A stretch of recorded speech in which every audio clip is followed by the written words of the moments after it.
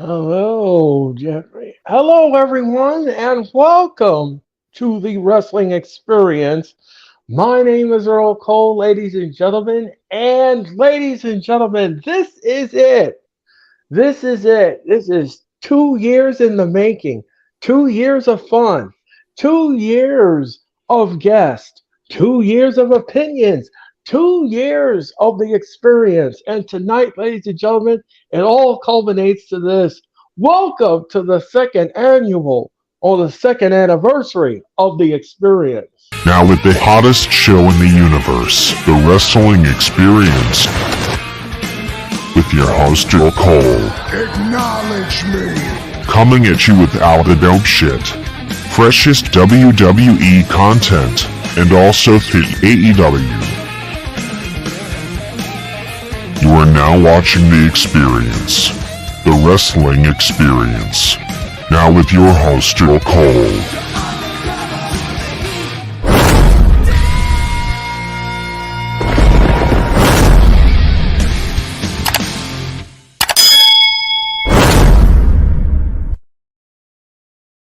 Hello, everyone, and welcome to the Wrestling Experience. My name is Earl Cole, and you landed on the mothership. You've landed on the mothership, and welcome to the Planet Experience, ladies and gentlemen. Tonight, ladies and gentlemen, we are celebrating 2 years of the Wrestling Experience. Let me explain something to my audience. I never knew what kind of show this show was going to be. I never knew. I never knew what kind of show it was going to be. I never knew that I was going to go up to 312 subscribers. I didn't even know if I was going to last that long on the internet. But, ladies and gentlemen, I've survived everything: haters, technology, and everything else in between, ladies and gentlemen. And I've survived everything in this cookpot, ladies and gentlemen. I've survived everything in this cookpot. And yes, ladies and gentlemen, I am going nowhere. And ladies and gentlemen, I'm speaking of going nowhere, ladies and gentlemen. It seems like AEW is not going anywhere because they are blowing up all over the internet. Last night, ladies and gentlemen, we had AEW Dynamite. And AEW Dynamite last night took place in Austin, Texas. We're going to talk about that. And of Everything's course, bigger in Texas. yes, it is. And ladies and Oh, gentlemen, speaking of which, Earl and Jeff too. I don't know if you guys saw. I just uploaded two new videos. Thank you, Obviously, we Beyond. had talked about Earl. You and I have talked about most of us talked about the Drew McIntyre situation. So, if you guys haven't checked out the Drew McIntyre, and also I did the video on the downfall of NXT, I highly recommend you guys check those out when you can because let's be real. I've been holding the been holding them off for quite a while. So leave it at that. yeah. So I'm very curious to know about that. Also, ladies and gentlemen, on my show tonight, we're going to talk about CM Punk. And ladies and gentlemen, we got a juicy story on Mr. CM Punk. So we're going to talk about that tonight and so much more. But I have to introduce you to my guest, ladies and gentlemen. First of all, he is my ride or die.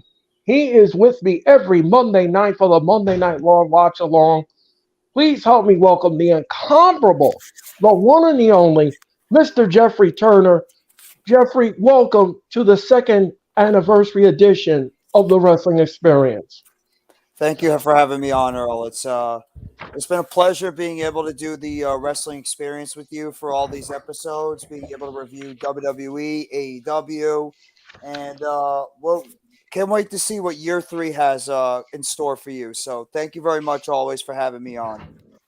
And ladies and gentlemen, it's Real to Me podcast, Philly Sports Talk. He's got all kinds of headline and everything else on the internet. Ladies and gentlemen, he's with us on Monday night as well. Ladies and gentlemen, please help me welcome Robert. Robert, welcome to the second anniversary of the Wrestling Experience. What is good, Earl? But Uh, yeah, I mean, shit. It's gonna be. But yeah, I think you guys are gonna like what I have to say about the Drew McIntyre situation and pretty much my opinion on the, or I would consider the downfall of NXT. So, highly recommend you guys check that out as well. At the end of the day. I'm going to. I'm going to, Robert. I definitely will check those Try two the Drew out. McIntyre because I had to get my little 2 cents in there. So Yes. Also, ladies and gentlemen, tonight I am going to ask everyone, and I've asked this for a week now. What is your favorite wrestling experience moment? What is your favorite wrestling experience moment from the past 2 years? And ladies and gentlemen, I hope that you tune in for that because my guests will expound upon their favorite moment. I know one of my favorite moments, and it's dear to my heart, was the night I broke down when I talked about Eddie Kingston. It was the most talked about show that I have done on the internet, ladies and gentlemen. People on Twitter were roasting me. They said, "Why are you crying about a wrestler?" Well, listen. I Eddie forgot about that. Kingston, Eddie Kingston, ladies and gentlemen, came from New York City. I come from New York City. He came from humble beginnings. I came from humble beginnings. So, ladies and gentlemen, it's a connection. And I just absolutely got emotional over the whole thing. And it brought me back to how people used to treat me and everything else in my lifetime and in my past and everything else. So it was an emotional time for me on that show. And I got through it. It was hard for me to do it, but I got through it. And And I again, Earl, soldiered it can't be on. worse. I'll Go ahead, one Robert. up you on that. It can't be worse for me when the late Scott Hall passed away because man, that hit me like a ton of bricks. Yeah. Yeah, And I Tyler would have been it know. too. Like I had to literally leave the show. Well, leave the stream for a little bit to get my bearings straight because as a kid, I've always grew up with Scott Hall. And when unfortunately Tyler had the watered down version of him, but that's besides the point. But yeah, I mean, it's just you know part of my childhood died because from the late Scott Hall. Although Yeah, the Razor Ramon era, I haven't really got watched most of that, but I remember from his days from the NWO. right. So I will up Yes. you on that one. Yeah, Here's the so link for you, by the way, Earl. No Mets, no Nets, no Jets. Dropped your link in the chat for people that want to sub up to you. oh, thank you very much. Absolutely. Thank you very much. And like I said before, ladies and gentlemen, I'm up to 300 and plus subscribers. I want to thank you all for that. I want to Oh, thank Earl, everyone. that's just the Yes, start. Wait till you hit 1,000. Bro, That's a you're whole just different at the ball. beginning. Yeah, you're just at the beginning. You're gonna Yeah, it's gonna absolutely, keep I, going man. up, man. It's gonna keep Yeah, going up. a lot of people says to me, says, now you are hanging with people that have over 2,000 subs what in the world are you doing with these people? These people should not be wasting their time on you. And I said to myself, no, now wait a minute now. Now wait a minute. Hold your Wait a horses and minute. hold your biscuits. Hold your Yeah. horses here. Hold your horses here. I was like, now they don't have to hang with me, but we all have something that we bring to the table. So Exactly. any,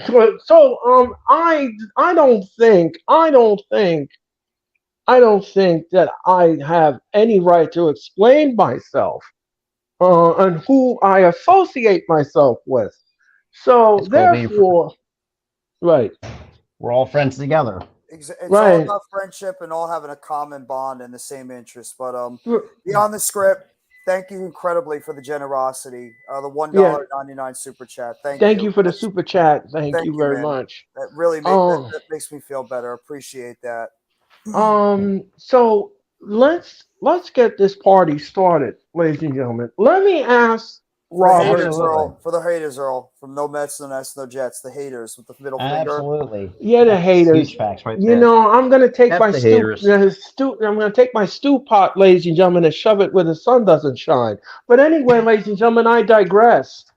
Are you gonna shove Um, up their candy asses? Yeah. Sorry, I had to pull the rock. I had to pull the rock. That cornhole is gonna be boiling over. Paul, um, anyway, ladies and gentlemen, let me ask the two of you Damn something. right. What did you make of the overall build for last night's AEW Dynamite? I haven't really. I've watched bits and pieces of it because I haven't got a chance to watch it. But from what I've been hearing, I've been hearing there's some good things. That the build's been pretty solid so far, going into Double or Nothing. Jeffrey, Hey, what do you Dylan. think? I thought the last hour of the show was incredible. I loved what they did in terms of the build. I didn't like the fact they did Starks and Jay White on Dynamite last night, but the fact they did a DQ, I like the fact that they're going to probably push that over until Double or Nothing. I mean, the Elite in the Blackpool Combat Club was amazing. Oh, That was incredible. And then even like the build up with MJF and the Four Pillars, I enjoyed that too. So even the women, they did a pretty decent job building it up, and at least we're going to get a women's championship match and have some clarity behind it. So I thought that they did a pretty decent job, but we're curious to see what happens on the Go Home show next week on how they're going to finish this off. well, as I said Absolutely. before, and I agree with the both of you assessments. I just absolutely love the build. I thought the build was fantastic. Yes. I thought what we got out of the show last night was fantastic.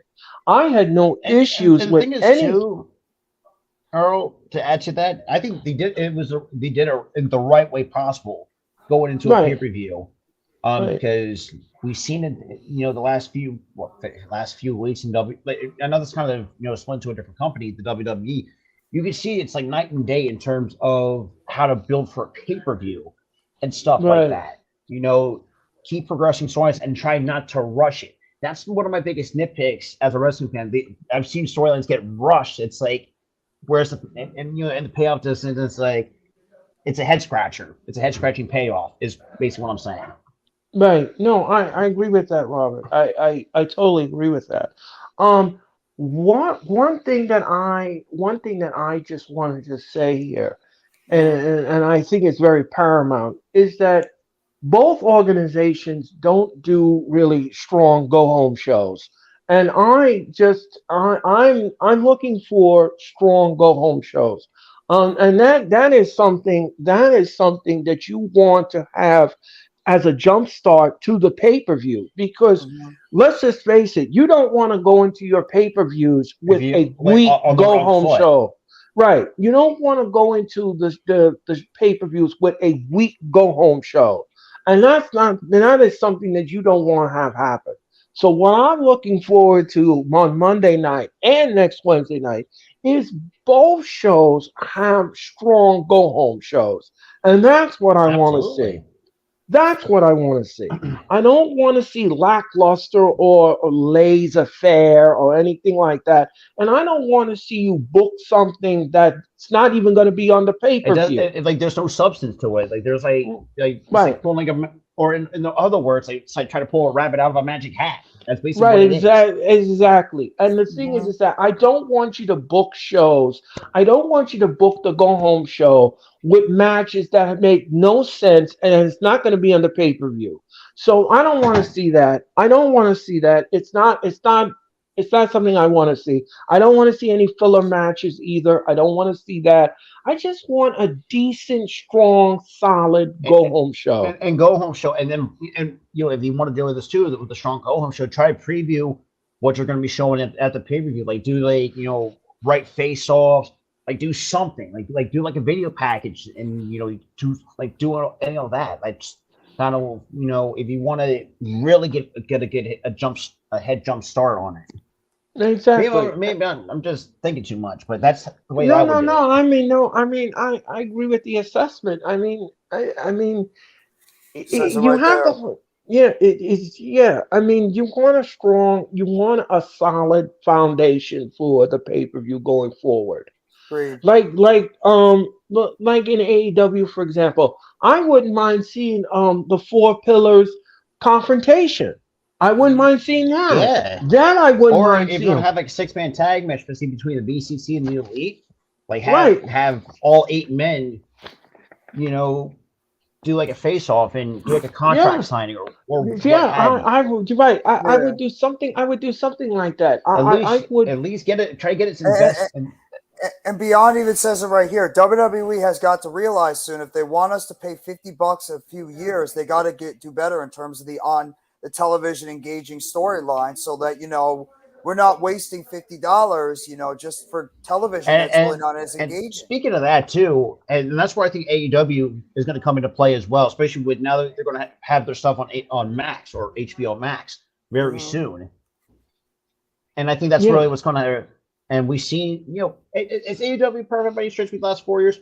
Not exactly, but they've been their shows have been consistently good. I don't remember a show that's been like super terrible, not unwatchable. It's just one of those things. It's like, I think AEW is taking advantage of. Oh, what's the word I'm looking for here? Son of a bitch! What's the word I'm looking for? I don't think Somebody help me out here. And Tyler is right here. Tyler, welcome to the Wrestling Experience. Thanks for having me, bro. Hey, Tyler. Hey, you. Hey, man. Yeah. Hey, Daniel. But yeah, and that's where, like I said, I think that's where I think AEW is taking advantage of the shortcomings for WWE, because if the AEW, because WWE is like taking, like AEW is 2 steps forward, WWE is 2 steps back. Exactly. In that type of terminology. Well, as I said before, I'll say it again. I agree with everyone's assessment here, and I like I said before, I'm looking for some strong go home shows, and that's what I'm looking for, and that is a recipe for success for the pay per view. And that I speak paramount with. So let's talk about Dynamite for a second, guys. Let's just go through this a second. But just like one real quick thing, I apologize to interrupt, Earl, but okay. The last thing that WWE and AEW have shown is that the last couple of pay-per-views we did get, the build for both the shows weren't that great. I mean, remember, Elimination Chamber build was terrible. The build for but the show itself was actually pretty good, though. Exactly, and same thing with Revolution. Revolution was arguably the best pay-per-view of the entire year, and that build was awful. But wasn't full? No, wait a minute. It wasn't Full Gear. The Royal Rumble was terrible. Yeah, don't get me started on it. Oh, that was a bad show. Yeah, that was not that good. No, it was voted the worst pay-per-view of all time. If you look on Cage Match too, I know Cage Match. You can see people vote the matches on the card. Like greens, and if you're in green, they're good. Yellow they're okay, but red. I think I've seen some few reds. Yeah, it's been mostly red. I think it's been. Yeah, because that was horrendous. When you saw Nia Jax coming out of 30 in the women's rumble, you're like, red. Yeah, that was a red flag. But the fact that it was only one off, though, so thank God that was a one off. Having somebody come back that's been known to injure other talent on a nightly basis for a better part of a few years, and you let her come back. Well, that was because of the tribal chief Roman Reigns. He went to Vince McMahon and said that she must be in the Rumble. So no, she does not need to be in the Rumble, Roman. There's other better talent you could have used at number 30 in the women's spot. I'm just saying. And also, too, speaking of the Rumble, too, it's bad that your women's main roster doesn't get nothing, but when you see some of these women from NXT get in there, you hear a great crowd reaction. It's like, that's a red flag for me. But you know what's sad? Do you know what's sad? Zoe Stark had a great crowd reaction at NXT. She comes up, crickets. That's because people are not okay. I'm just gonna say this. If you've never watched NXT, you're not gonna know who Bronson Reed is. You're not gonna know who Zoe Stark is. You're certainly not gonna know who JD McDonough is. Well, none of these people. You're not gonna know none of these people. Unless you do some kind of vignette or some kind of video package. That I've seen from any NXT talent, JD McDonough. Right. And that's the reason why I dropped the downfall. I've ever seen. That's the only one that I've seen get vignettes. Is JD. Right. Well, the one thing that's hurting NXT too is because they have so many injuries to their roster as well, especially the women's. And that is true. And I did, and that's why the reason I dropped the video on pretty much the downfall of NXT. Do you know what also is killing NXT? The cheesy goddamn segments. Yeah. Enough. I did mention The cheesy goddamn segments. Just stop. The writing's not been Stop good the for damn the show. segments like that. The writing's not been Honestly, good for the show lately. Oh my god, it's and been Shawn, so. Shawn Michaels needs help right NXT. I'm sorry, but I think Shawn Michaels cannot do it on his own. No, he can't.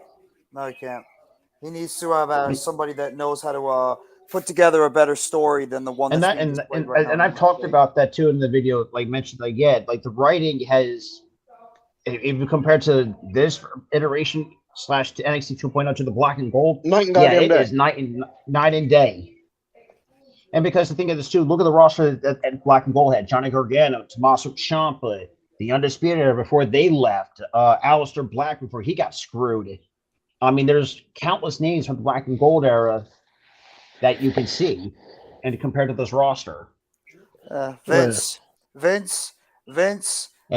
Bruce Pritchard ruined NXT. Yeah. Oh, and by the way, Vince. That's why. Right. Yep. So let's talk about this for a second. Shoot. Let's talk about the opening segment of Dynamite. What did you all make of it? I liked it. I have to say, Wardlow has come off like, very.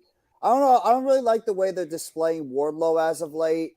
He's not that same type of intense, like, killer instinct type Wardlow he was when he first was with MJF.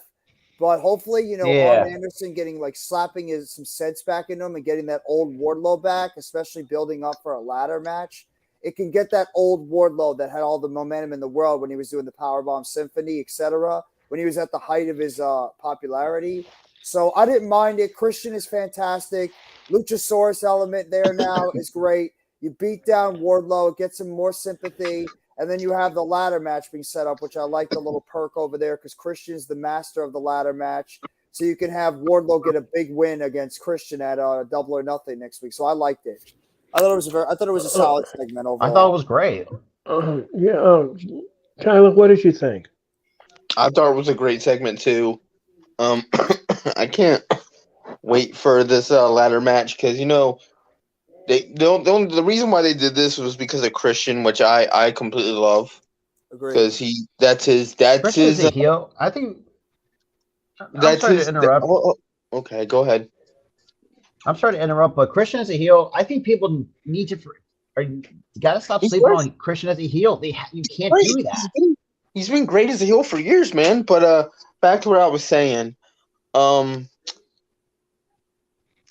That's in his wheelhouse. This ladder match it's in his wheelhouse. So it was a smart move to make that ladder match, and it was just an awesome segment. Yeah, I had no issues with the segment whatsoever. I thought the chemistry was great in the ring. Everybody played a part well. They played their part well in the ring. I had zero qualms about what was being said in the ring. The ladder match is going to be fantastic. But here's the thing that I'm going to be upset about if I see this happen in this ladder match. I do not want to see Christian winning the belt. And I want Tony Khan to stop playing hot potato with the title. Stop playing hot potato with it. I want to see Wardlow retain this title. I want to see him go up to that ladder and retrieve the title and retain the title. That is what I want to see in this pay-per-view. Prestige out of that title. Right. Let's be real. That value's been lackluster. Yeah, it's going to devalue. Okay, I'm going to tell you this, and I said this before, and I'll say this again. When you play hot potato with a title, first of all, you devaluate the title. That's A. You then ruin the person's star power that's holding the title. Yeah. Then you ruin the history of the title. So the thing is that you want that credibility. At least the title needs to have that credibility. Okay, maybe you want the title holder to be a title holder for a year. Maybe a year and a half, maybe something like that. But that credibility needs to be intact. And it needs to be established. If you keep playing hot potato with the title, you're going to make the title irrelevant. Right here. And and nobody will be invested in the title at all. So I'm just saying this right now. I don't want to see Tony Khan keep playing hot potato with this title. No. Um, no. Beyond even says it And too. think of this too, though. I know this is this may sound like a stretch. It's kind of hard to, I would say, try to make the mid card title be as relevant as possible. Because let's be real, having a mid card. I mean, look, I'm not saying that's a bad. Well, in a way that it came up as a bad thing to say, but it's kind of hard to get a mid card title consistency. Not like you see like in WWE, with the IC title as a workhorse or the United States Championship. Like they actually, like you said, I mean, you look at the history of those two titles. Like, yeah, some great names hold the belts and really bring up the value of what they are. And like you said, and that kind of ties back to do. If you can have good hands on the TNT Championship in AEW, then so be it. It'd be like a stepping stone, or and a stepping stone to the main event scene. That's the way I look at it. Well, it's the If- way they're building the if you book international it- title. The international title is starting to feel like that workhorse type belt. The way Orange Yeah, Cassidy that is has true. been defending it. Is that a good thing though, Jeffrey? No, because I I think like Orange it. Cassidy, as much as I like Orange Cassidy, he still comes off a little bit like a comedy character, though I always love his work in the ring. And I would like to see somebody else with maybe like a little bit more seriousness, sort of like what WWE has with Gunther holding that championship and just Or the Austin fact- Theory. Yeah, but the TNT title, I mean, Beyond the Script says it right here. It was becoming as bad as the 24/7 title, which is not wrong, because the fact they kept passing that title around all over the place and there was no consistent title holder for a while. That's not going to give you great value on a championship that badly Well, that's needs. I'm sorry to cut you off, Jeffrey, but that is exactly what I just said. That's it's what everybody's been saying, Earl. Anybody that knows about that championship, anybody that's been watching TNT AEW has been saying that same exact statement about the TNT title. They're treating that title, unfortunately, like it's just a piece of hardware, and they're not keeping the prestige that title had originally. When you had people like Cody Rhodes, Brody Lee holding that championship. Ever since then, you've had like Sammy Guevara, who had a horrible championship reign. Scorpio Sky was challenging for it. Then you had obviously the Wardlow to Samoa Joe to Darby Allin, back to Wardlow, then back to Samoa Joe, then Back to Darby Allin. Wardlow, all that. It's just ridiculous. And I was going to make a PG-13 analogy, but I was going to say the TNT was going to be passing like a hooker at a gas station. That's basically that's where my brain was going towards. Miz says congratulations, by the way, Earl. Oh, thank you, Miz. Thank you very much. I greatly appreciate it. And I agree with everyone here. I agree with everyone's assessment here.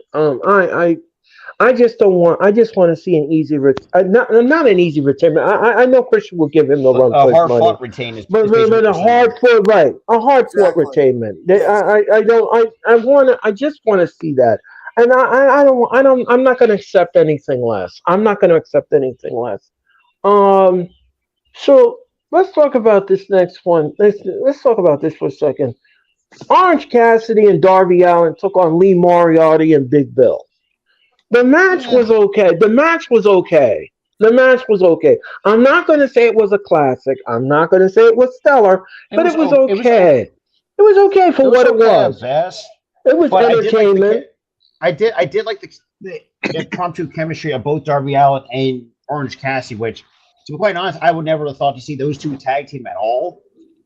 With two different styles mixed in. With Darby being the more with the Billy similar skill set, but Darby to more of the extreme skill set that he's known for. Let's be real, almost trying to kill himself almost every time when he wrestles. Because let's be real, the dude's reckless as all hell. Lee Moriarty, I think I really could care less. He doesn't really do it for me. And same with Big Bill, and that's the other thing too. Big Bill is just ever since. That split with Enzo Amore in WWE, he has not been the same ever since. It's kind of hard for him he needs that mouthpiece. That's all I'm saying.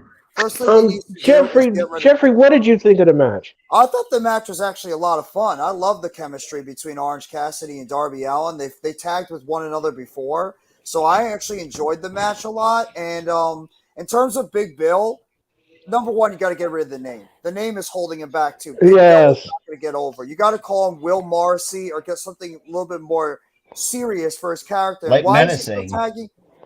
Why is he still tagging with Lee Moriarty? Isn't the firm broken up? Even though I think Moriarty is a tremendous wrestler, he just doesn't have a gimmick. But the match itself was a lot of fun.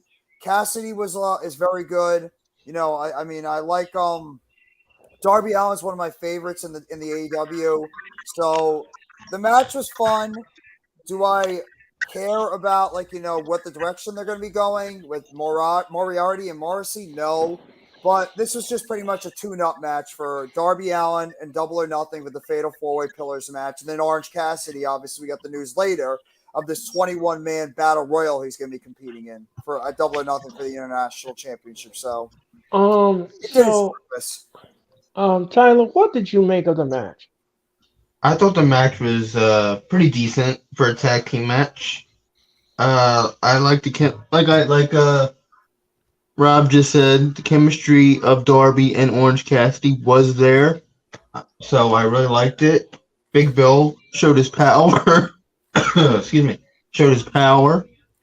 So it was a really good, decent tag team match that showcased a lot of the talent that were in that match. So I thought I thoroughly enjoyed it. Yeah, I agree with everyone's assessment here. I loved it. By the way, ladies and gentlemen, if you all must know, me and Tyler were going to come together this Saturday afternoon at 4 o'clock for Elite Talk, and we're going to give you our final thoughts on AEW Absolutely. Dynamite. We're going to give you our final thoughts, so please tune in for that because we're going to have fun with that.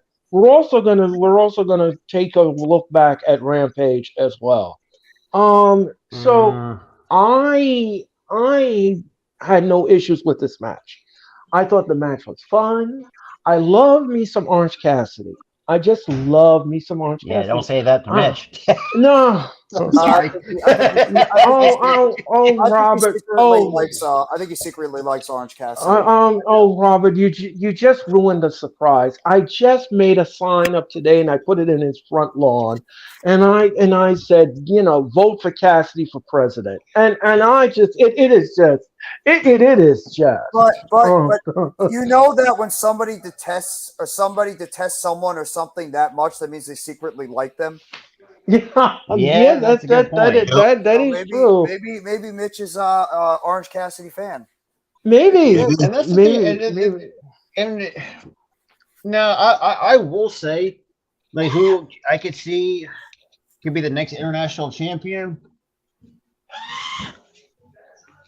Who's fucking screaming over there? Huh? You got a screaming goat over there. No Oh, my idea. brother. My brother. Damn. I'm not Monday before. Yeah, we have to see who's in the But field. like I was saying, there's a couple guys I do want to see it. Ricky Starks is one. Give me Ricky Starks because I think that tub would look phenomenal around his waist. Don't take that don't spin that out of context. Right. But then again, though, because I mean, I want to see Ricky Starks actually win some AW gold. Because let's be real, I think it's well overdue for him to win something. Yes. Oh shit. Now the second guy just scraped my freaking brain. Fuck. I can't have a brain for it. I can't think of what? it. Actually, I wouldn't mind winning that championship. I would not actually mind seeing a Miro or an Andrade winning that championship. Ooh, Andrade is international. Then again, it does make sense. Have them what back. Have them what make about- a wrestling what ab- debut, a wrestling return in that match, and have him win the championship? Because I mean, he did Andre tease his return at some point to AEW at some point? Yeah, he's going to be part of Collision. Same thing with Miro. Just to say one other point here. I think there are some other men in AEW too that could be into All Atlantic. I mean, not the All Atlantic, but International Championship as well. Feels like the Honestly, All-Atlantic. and I will say this too. I'll give Tony Khan credit though for calling the international champ because the All Atlantic just didn't sound right to me. Nah. I mean, you need Sam's that international not that flavor title. to it. Right. But What about? Let me ask you guys something. Would you? What about Rouge? Would you make That's Rouge another the guy. champion? I would oh not buy God, Roosh at all. Roosh, sign me the hell up. Roosh is tremendous, or even like a Bandito as another Yes. guy, a Commander, El Hijo, Dave Kingo, Kingo, Kushida? Who? yeah, Kushida. Or if you get crazy, or I won't say not crazy, but I know this Kota may sound like Ibushi. out of the wrong possible. Kota I was about to Ibushi. Kota Ibushi. So, or, Jeff, you read my goddamn mind. Or- That was the Ray- one guy that I was How thinking about- of. How about Konosuke Takeshita? Yeah, or You know take what? a shit, or I take think a he shit deserves up. it. Takeshita would be a tremendous champion for that international belt. I mean, Yeah, he's not gonna lie. I mean, he's been nothing but phenomenal in the ring since his time his short time in AEW. Let's Yeah. be real. He is. Um, Plus, we don't know what's going to go on with his. I'm sorry, Earl. Like we don't. no, know go ahead, Jeffrey. I'm sorry. That's another loophole we still have to find out is what is Konosuke Takeshita's role going to be in this whole thing with the BCC and the Elite. And the Elite. That's a loophole we're still trying to find out when we talk about that later. What side yeah, is he on? I think what happened here is Tony Khan has decided, and I think this is what he decided to do, was keep him out of this storyline. I think, And I don't have no issues with it because, to be quite honest, I think Takeshita it looks like he kind of like stands out like a sore thumb. I'm not saying like that it's a bad thing, but it's just there's no history between the two.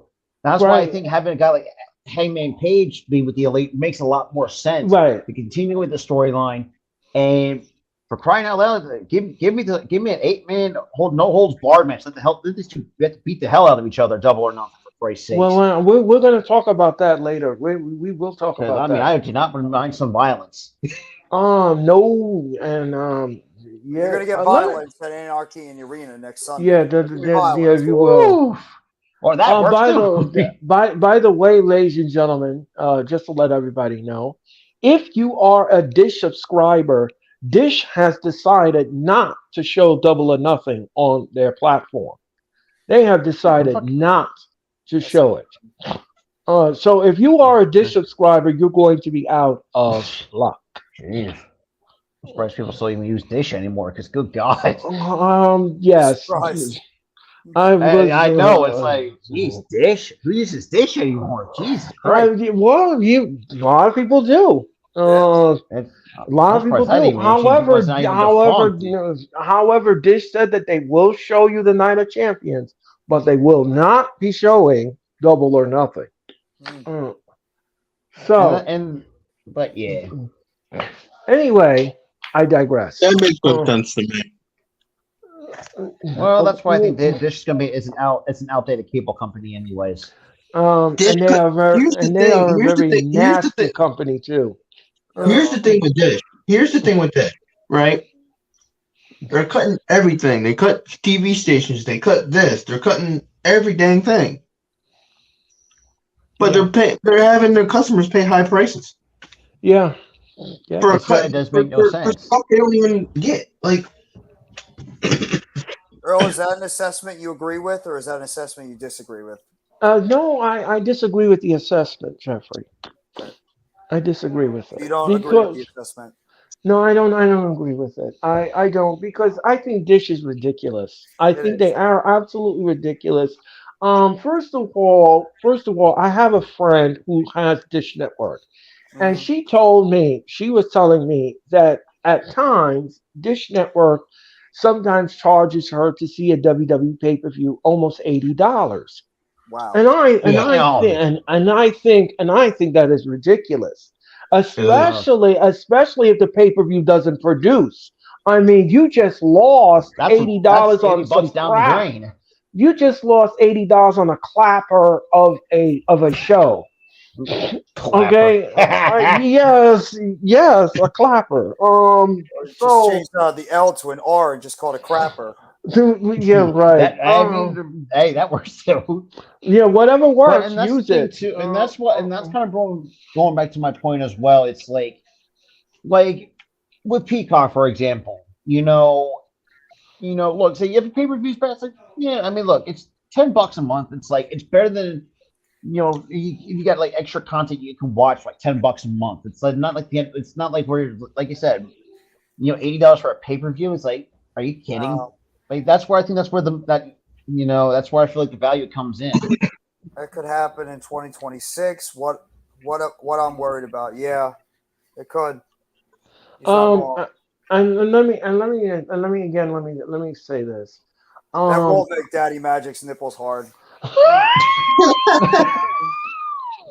Oh my god! I want to know who's the moron decided to write that in his promos. I think that's one of the most clever things said. I think it's the same. I think it's the same person, Rob, that asked if you're tantalized by the juices. Sorry. Anyway, ladies and gentlemen. No, kill me now. Anyway, ladies and gentlemen, I digress. I know it's all beyond the script. I know it's. Anyway, ladies and gentlemen, let's talk about this next one. What did you all make of Sammy Guevara in action? I didn't like the squash. Well, who did he face though? That's my thing. Something prime, and he had cat eyes. Yeah, and he had cat eyes. Epstein Prime, whatever his name is. Yeah. Might as well honestly show up. I don't really hate Sammy Guevara, but I'm starting to become a fan of his because I love Sammy. Yes, I mean all the shit, and me and Tyler talked about this too. All the shit that him and Ty had to go through, and everything, and all that. Become like this cocky dude throughout the entire his time in the Indies, and even in Major League Wrestling too. I think he had a stint there as well. But Sammy Guevara, for me, one of the four pillars of all of AEW, though. I mean, his Penelope Bush short is pretty amazing. Hey, Spongy. And the fact that his dude is super in the greatest prime years. So I can see this dude be, like I said, the title runs he's had with the TNT title, I wish they could have been a lot better than what he was given. That's kind of my only nitpick. But I thought, Sammy Guevara is just too damn talented. Like, no matter what he does in the ring, like, he always makes it look good. I'll leave it at that. Sammy's amazing. Tyler, what did you think of it? It sucked. Okay. 2 words. It sucked. It lasted less than 30 seconds. Right. The guy was a jobber. 1 move, it's over. Actually, it was 2 moves. I needed a face and then his finisher. Yeah. That was it. It was over after that. I didn't like that. I completely thought this should not have been on our show, period. If we're going to do that. The only thing that I could say, the only reason that they might have done that, Tyler, is because of the fact that Sammy and MJF had a little bit of like a thing for a while. So maybe that's like part of the reason why Sammy sort of got like the easy night at the office, you could say. Whereas like Jungle Boy got his ass kicked by Roosh, and then Darby Allin was in a pretty competitive tag team matchup. So maybe that's something to do with that. But yeah, I wasn't a fan of the squash. You did not need that. Sammy needed to be in a competitive matchup as well. Plus, I mean, it's like they're turning him face, and like they're trying to turn him face to join up with the others just to make like MJF like the bad guy. I wasn't a big fan of that. Again, like I said before, I didn't. Hey Randy, how are you? I didn't care for it. It just wasn't. Yeah, I'm sorry, Robert. Go ahead. I'm with Jeff on this one. The only one I nitpick was I think Sammy Guevara works better as a heel because I think he's let's be real. He's kind of like how Dominic, is a heel, like he can get you nuclear heel heat better than anybody. Mm-hmm. Well, outside of MJF, but that's beside the point. But that's I thought I had to throw that little food for thought in there with Sammy Guevara. So I think he does better as a heel than he does a babyface. His babyface, it reminds me. I know this sounds like be a stretch. It reminds me of how Randy Orton broke into WWE when he was a babyface. Did not work, but once he turned as a heel, that's where a star was born, basically. It's basically how I'm looking at it. Yeah, Sammy's so good as a heel. again, like I said before, I'll say it again. The match was mid. The match was mid for Wasn't me. even a match. It wasn't even really a match. It wasn't. I mean, okay. The It was boom exhibition. boom done. That was Okay, the basically what that was. exhibition. If you want me to call it an exhibition, and that's exactly what it was, an exhibition. It was knee to the face, go to hell. Right, and then that's it. I think one of his cat eyes popped out. But anyway, the match. Anyway,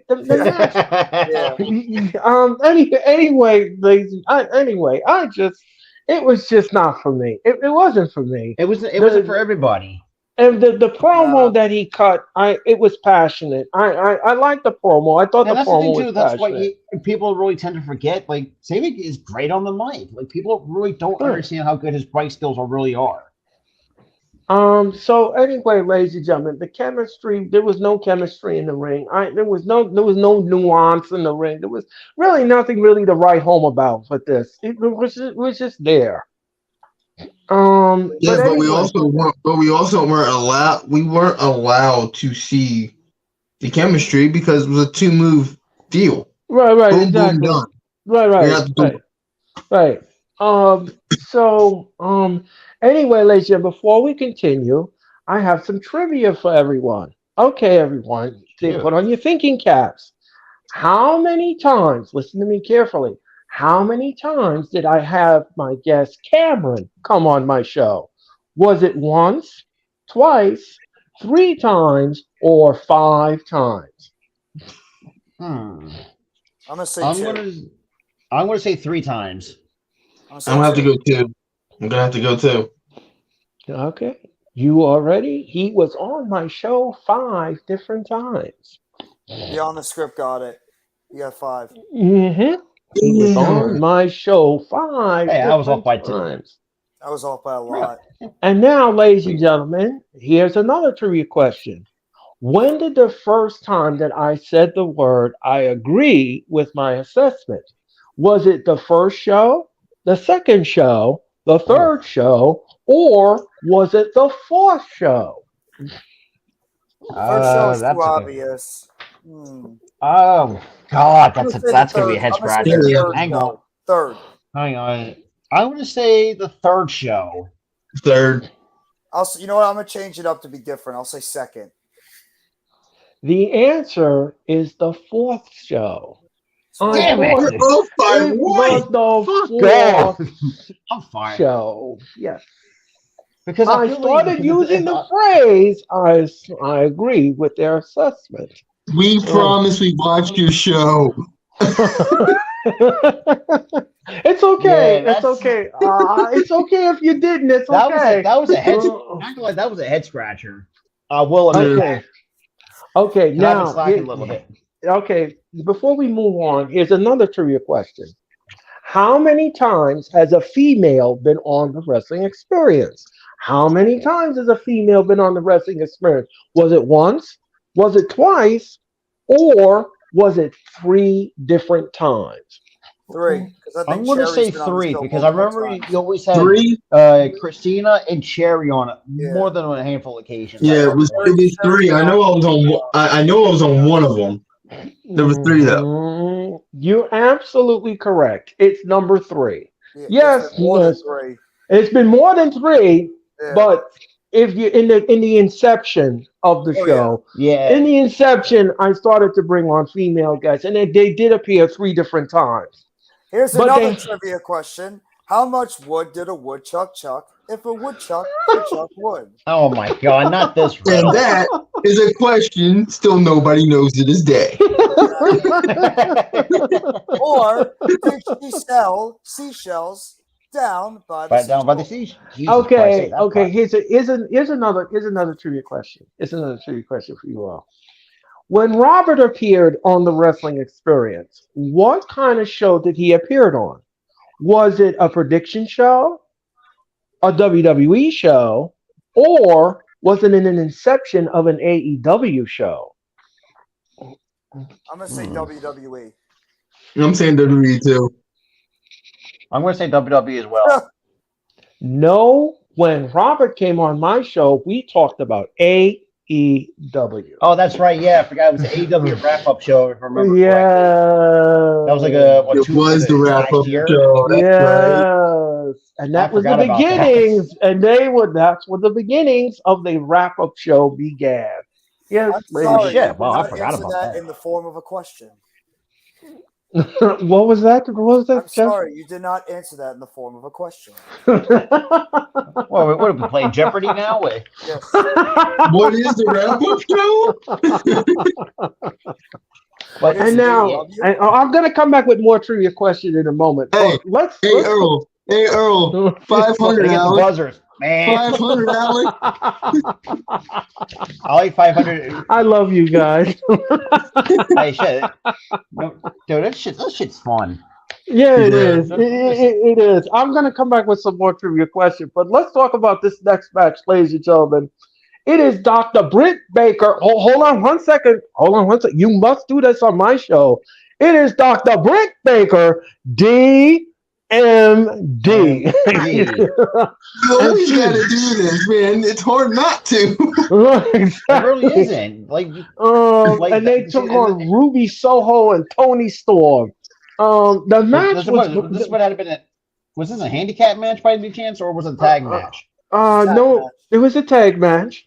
Oh, that's right, with Jamie Hayter. Nakata Ishida and Dr. Britt Baker took on Ruby Soho and Tony Storm. It was originally supposed to be a 6-woman tag, but Jamie Hayter got hurt. Right. Yeah. I think apparently, overall, though, I thought it was a good match, though. You know, getting a I thought the match was great. First-time team of Hikaru Shida and Britt Baker. And, you know, as much as I know people are saying, you can make the argument Britt Baker's overrated, but she knows how to get the AEW crowd eat out of the palm of her hands.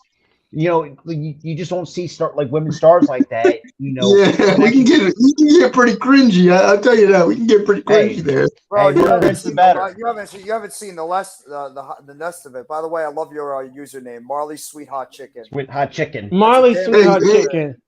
Hey, is that a real establishment? Cause I'd like to get some Sweet Hot Chicken. Sounds like a southern thing to me. Because we had knows about like homemade Southern fried chicken. Yeah. Yes, with a drizzle of honey and honey biscuits. Yes, ladies and gentlemen. Butter my biscuits. I'm sorry. TMI. You know that's gonna make Rob. pickles hard. Rob, Hey, shit. Oh my god. Rob, I got a question for you. Did you let them thoughts win just now? Right, pretty much. I mean, shit. When I have more cringe, I just say, you know, that butter my biscuits.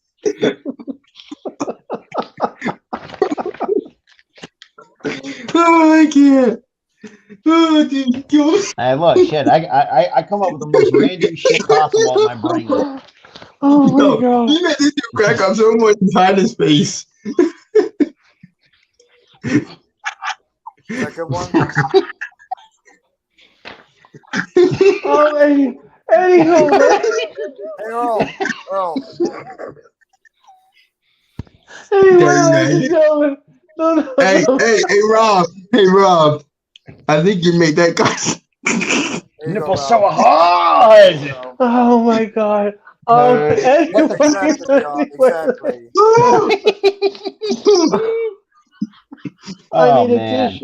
I need a tissue. Hold on 1 second, ladies and gentlemen. It needs a tissue. So serious.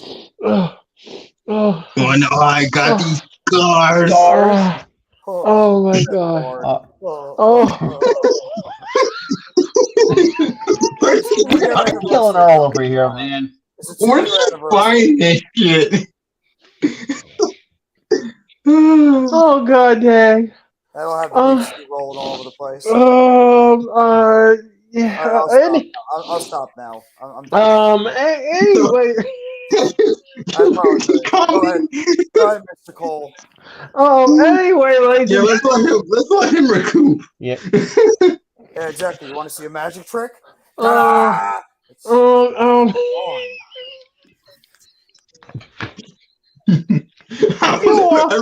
amongst yourself about that. Enough! of the clown. Hey, let's not blow this out of This out of proportion. I'm gonna go to Tyler. Wait, what are we talking about? Tyler. We're just fucking kill Earl over here. You want to know how I got these stars? Got these stars. Anyway, ladies and gentlemen. Anyway, ladies. Well, and that's What the hell were you even talking about before we started this shit? Hey, shit! That'll start me saying buttering some biscuits. So Mine's anyway, out of the way. anyway, ladies and gentlemen, the match was okay. I didn't have any issues with the match whatsoever. Great chemistry, great nuance in the ring. I think there great chemistry between all four women, if I'm going to be completely honest. Yes. Yeah, I mean, with Sheeta though, it's I want to see more. I want to see them do more with her. She's kind of like one of those women that she, in terms, was playing us on the back burner for quite a while. I mean, either it could be not having a storyline, or maybe could have been out with an injury. Who knows? Yeah, Sheeta was out with an injury, and she was traveling back and forth between Japan and United States. She also, trust me. I've been told by people that's a 14-hour flight from Japan to the States. That's Dude, I told you that. So I'm gonna risk it when I fly to Japan. Well, you're like, I want to fly to Japan. You're like, you were sitting there saying flat out, I want to fly to Japan. Well, I'm like, dude, that's a 14-hour flight. I've flown across the world before, so I know what it's like to go on a 14, 15, 16-hour flight. It's a long. But I think overall, though, they said when she went back to Japan, though, she had minor surgery. Yeah, she did have minor. Right. She did have minor surgery, but I thought that the match was great. I like Tony Storm and I like Ruby Soho. I like the unless you're not one of those freaks that you want to stare at her ass all day, so that's all. But let me wait, what'd you say, Rob? I said you're not gonna be one of those like creepy fans that want to stare at her ass all day. Yeah, dude, like 90% of the fans just slow-mo as she's turning towards the camera. Wow. It's crazy. It's crazy perverted, man. Well, I'm just saying, why is and you notice that Juice Robinson, her boyfriend, his moniker, you know what his moniker is, right? His catchphrase? Wait, they're two. Wait, time out.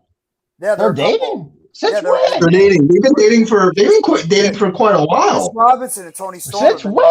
That was news to me. Years ago. I did not fucking know that. Yeah, they've been dating for a while. That's why, and its Jersey moniker is Rock Hard. No freaking what? I'm just gonna let it. Well, she gets some rock hard. What? Sell itself. Well, I was going to say something else while I'm going to hold it. Beyond says it right there. What Jerry Lawler used to say. No, that man wasn't talking about booty. He was like, puppies. I love Tony Storm, though, as a wrestler, to get back on the wrestler. Oh, yeah. This was great wrestler. Hey, look, Tony Storm. This man is still face palming. Well, I was gonna make a joke on Juice Robinson's moniker, but I'm gonna hold it off. I'll say make him rock hard. Here's the thing. He already made the joke. He made the joke already. Pause, Randy. Come visit the boy. No, I think we'll pass. Dude, I know it's going off the rails. Yeah. Hey, look, it's entertainment. This show just went from we were on rails. Now it's like we're off the rails. Hey, look, that's the benefit of having like different personalities meshed together for whatever reason. Yeah, and you know something, and that is just what makes this show pecan spicy, ladies and gentlemen. You just never know. I just thought of something too. Like I do want to see a mixed tag match with Tony Storm and you know what? I just had this freaking match in my head too. Britt Baker, Adam Cole taking on Tony Storm and Juice Robinson, a mixed tag match. I would pay money to see that. I would. What about how about Adam Cole and Britt Baker versus Tay Conti and Sammy Guevara? Ooh. That'd be sick. That's right. I forgot about that. Or Sammy Guevara and Tay Conti versus Anna Jay and Jungle Boy. That would be good too. They're a couple too. Yeah, I would. That'd be It says, "I interesting. got a fat ass." That's like And Anna when me Jay, Tara first heard No, Andy here's said, the like, thing. that's "What?" Here's the thing. Here's the thing about this, Rob. You have a guy who's obsessed with his nipples, and you got her who's obsessed with her ass. That's what her ass. It's like, Like well, I was about what? to say, like, what's Earl, next? You're gonna go Earl's like trying not to take it even laugh. further? What was that, Jeff? Are you trying not to laugh? There you go. He's done. Yeah. Sammy Uh, Free versus Paige and Ronnie Radke. Yeah. I don't. With the celebrity wrestling, he's got to train because he's a musician. Right. Earl, sorry. Go ahead and continue what you were doing. We're like going off the rails. Go ahead and continue what you're doing. Yeah, we kind of derailed the whole entire freaking Sorry, shit. bro. That's okay. So anyway, ladies and gentlemen, what I want to know is, what I want to know is, where does this, where, yes, next shift, thank you. Well, what? Okay, great comment by next shift, thank you. Pause. Yeah, think about it. But yeah, continue. What I'm kind of concerned with here, with this outcast. What kind of direction are we gonna go into with this? What is the end game here with these ladies? I want to see something pop off here with these ladies because I want to know exactly what this faction is up to. Yes, they're being booked correctly. Yes, they are. But what I want to know is Like, what what is direction do the you want to see him goal? go in? All right. Yeah, I I want to got an see what idea. kind of goal. What is the goal here? What's the I end got it. game What for what these is the ladies? mission? What is the mission statement? I got the end game and the mission. The AEW Women's Championship. Do you make the title change at Double or Nothing and give the Outcast the championship? Do you Well, give Tony but Storm then the again, who's going to take championship? on Jamie Hayter? Isn't going to be Tony Storm getting Tony again like a Storm. rematch with? Tony Tony's Storm, getting the yeah. title shot. Because they talked about it last night, Rob, where Tony Storm won 4 of her last 5 matches by pinfall. So that's the reason why she's getting the championship match at Double or Nothing rather than And how long is Jamie Hayter held the belt though? Like, was it like more than 6 months? Almost She's up had to a the title year. for a while, maybe like a half a year. I'd probably say, like, what is it, like Full Gear? I think. Yeah, she Yeah, wanted full a full gear. year. 'Cause She wanted a full year. match. Yeah. She was So. in that match where she had to fight for the vacant title because Right. Thunder Rosa. And it's Right. also the fact too. Honestly, Is pull the how- trigger now at Double or Nothing. Well, the thing is, how healthy is Jamie Hayter? Is that shoulder injury? That's you know what? Was That's it- that gets taken into consideration. Yeah, I just if it's a want serious, to. Yeah, if it's I a want serious to. thing, if it's a serious injury, I would have her drop the belt. Yeah, well, the thing is that what everybody didn't know was that Tony Khan was a little reluctant in booking this match because he felt that she's not really medically cleared to compete in the match. But however, she insisted. So I'm going to say, based upon what's happening backstage and what the scuttlebutt is that we're looking at a brand new champion. And I will have no issues with that. I have no issues with it because she is Because injured. I mean, to be quite honest, I don't think Tony Storm had a really good run with the belt. If I'm going to have to be completely honest, look, Tony Storm is a phenomenal talent. You can't tell me otherwise. I think this is a perfect opportunity to actually pull the trigger and let her go on a good run with this women's championship and bring up and add more value to it. Because let's be real, when the first. I'm sorry. Go ahead, Rob. Because I got a and point you that go can back to balance the- perfectly off that. I got a point that you can perfectly balance off that, but I'll let you finish because you're on the But same. I was going to also say to wrap this up, like ever since they went to a different design, like that's. You know, it's been a lot better on some of these women that has held the belt. So I'll leave it at that. Well, also because of that point, and I love the fact that you said that, Tony Storm was an interim champion. They never really said she was the champion because remember, the original champion got hurt. Thunder Rosa. And they had to drop the belt, and they never really gave her the chance to be called the champion.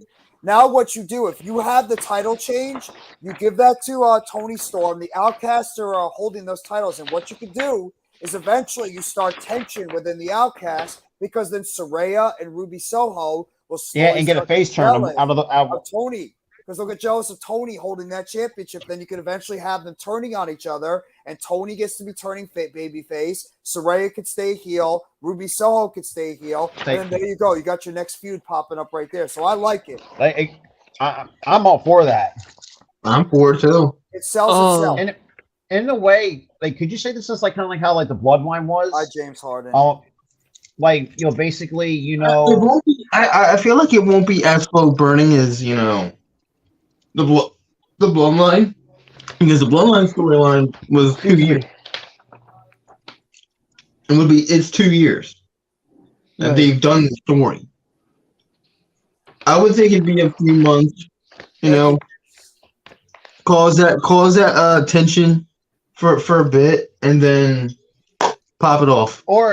And add to this too, and if you want to go this way too, and add to both of your points for Tyler and Jeff, I was going to say, if you're going to pull this off right, I would say, if you want to do a babyface turn,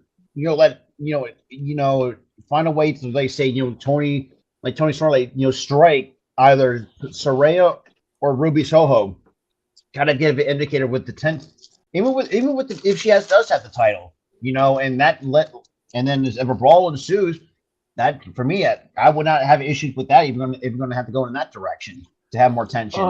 And it's also been teasing the fact. I'll just finish my point real quickly, Earl. Then I'll let you know. Yeah, that's okay, Jeffrey. Go ahead. The thing is, too, there was a possibility that they were going to keep the title on Jamie Hayter originally, and then eventually Britt Baker was going to get jealous and turn back into the Britt Baker we all know her as. Is that the badass Britt Baker? Yeah, that was the original plan. But I guess because they're liking what Britt Baker is doing right now, they're going to keep them as a heel tandem. But the story writes itself. Tony might be able to come champion if Jamie Hayter needs a little bit of time off to rest that shoulder. Jamie's had a solid run. It's kind of tailed off a little bit. So then you could give Tony Storm the title, have the Outcast run the show with that championship, and then eventually you start building some inner drama because Ruby Soho and Saraya especially will start getting jealous because Tony Storm is the champion and she's getting all the talking points and everything. The attention. And you have a selling point right there in the end. But Earl, go ahead. Yeah, I agree with everyone's assessment about this match. The only thing I said, the only thing I want to see here is the mission statement here for this Outcast group. If we're talking about the title here, and if she's injured, if she's really injured, I would drop the strap and give it to Tony, and rest up that shoulder and get some time off, and then come back later in the program once you're all healed up, and then fight for the title again if you want to. I have no issues with this match whatsoever. I think it's going to be a good point, Earl. But I'm not going to say there's a flaw to that, but if that were to happen, the only flaw I would see it's going to be, I want to not try to hot potato it, like literally. Give Tony Storm like a really good run with the belt. Let's say for about 6 months to a year and a half, and then you will pull the and then you can pull the trigger on Jamie Hayter or who else is the number one contender for the title. Because I like what they're doing with this women's championship better than what they're doing with the TNT champion. Don't try to hot potato it as soon as Tony Storm wins the belt. Because that's something we never got a chance to see. Exactly. I want to pull this article up because the news just broke. Apparently, Bryan Danielson is taking on a new role in AEW, and I'm very happy to see this. Is that he's going to be helping out with a lot of the creative aspect on the new AEW Collision brand. That's going to be fantastic. That's awesome. Congratulations to Bryan. I think that is awesome because he knows wrestling. Yes, he does. Dude, the dude plays professional wrestling. He knows wrestling. And if you couldn't have picked a better booker than Bryan Danielson. Exactly. It says it right here. Bryan Danielson will be contributing in a creative for the Collision brand, according to sources familiar with the situation. Danielson had previously helped out in a capacity during the WWE as well. Yes, he did. Towards the end of his run, he was doing creative, Right. especially when he was sidelined. Those that we spoke to that worked with him had great things to say about demeanor in the WWE when helping. That's one of the easiest guys you want to have when it comes to teaching some of the people that are either starting to get into the business or some people that are, wanting to try to develop and hone their skills in the AEW. Bryan Danielson is one of the first people you want to go to, and I think that's a terrific job by Tony Khan to get somebody like Danielson and his knowledge in that company as part of the creative going forward. So that's a big thing for AEW. It's not only that. It's a smart move on Tony Khan because he's got way too much on his plate right now. Yes. He's got way too much on his plate. First of all, he does the creative for Dynamite. He does it for Rampage. He does it for the pay-per-views. That's too much. That's way too much for somebody to take on. And he's the president of creative, and he's the president of promotions. Tony Khan needs a team, and this is the right decision of Tony Khan. Take Collision off your plate, give it to somebody who knows how to do wrestling, and they know how to book the shows correctly and write the storylines correctly so that the audience can be totally invested in the show. And I think this is great. And I think Tony Khan made the right decision here because you want Collision to succeed. You want Collision to succeed, and you want the ratings to be up there on the ladder. You don't want it down in the ladder. You don't want to start off the first show and the show is horrible. You don't want that. Absolutely. That you do not want because you already and that'd be a bad look. That's a very bad look too. Yeah, it's not going to be a good look. It won't be a good look if the show falls flat on its face. And that is something and like you don't you said, want. Earl, like you said with Tony Khan, like he's already burning himself out with two shows, and like you said with pay-per-views and everything else. It's like that's why I said he needs someone he needs like a creative team for he could if he does everything get like a writing team. I say have a writing team for Dynamite, have one for Rampage. Hell, have one for for Collision and with to go on with Bryan Danielson in his role as in creative. I'll leave it at that. Yeah, I agree with the whole thing because he needs a team. He needs a team, and he also writes for Ring of Honor. So that's enough. Shit, I forgot about Ring of Honor. I was like, that's enough. That's enough, Tony Khan. You don't need to take on anymore. You don't need to take on anymore. You really don't. You're going to burn yourself out of both ends of your candle. I'm telling you, that is way too much stuff for you to deal with. And then you're flying all over the place. You don't want to have a bad product when you're burnt out. That's No, because what happens is that the storylines that he's going to create will be missing critical details in it. And that is something you don't want because then the audience will get turned off. And the thing is, too, Earl, we've seen that WWE has done that in the past. Like we've seen, like good storylines, missing critical because they're missing critical details. And details is key, ladies and gentlemen. Yes, and you got to be writing. detailed. Yes, when you're writing a storyline, it's got to have a middle, beginning, and an end, and it's got to have a plot twist to it now and then. If you don't have all of those elements in a storyline, you don't have a story to begin with, and you don't have anything to tell. Mm-hmm. So you have to be careful here how you produce it and how you display it. Facts. Big boy facts, Johnny TV. So that is something that I always expound upon every time people talk about storylines and progressiveness. It's very important here. So let's talk about this next match, ladies and gentlemen. It was Jack Perry taking on Roosh. The match was great. The match was great. I thought it was going to be great on paper. The match was right. The match was fantastic. I had no issues with the match whatsoever. Great chemistry in the ring, great nuance in the ring. Jack Perry was busted open, and busted open he was. I'm going to go to Jeffrey first. Jeffrey, what did you make of this match? Oh, it was great.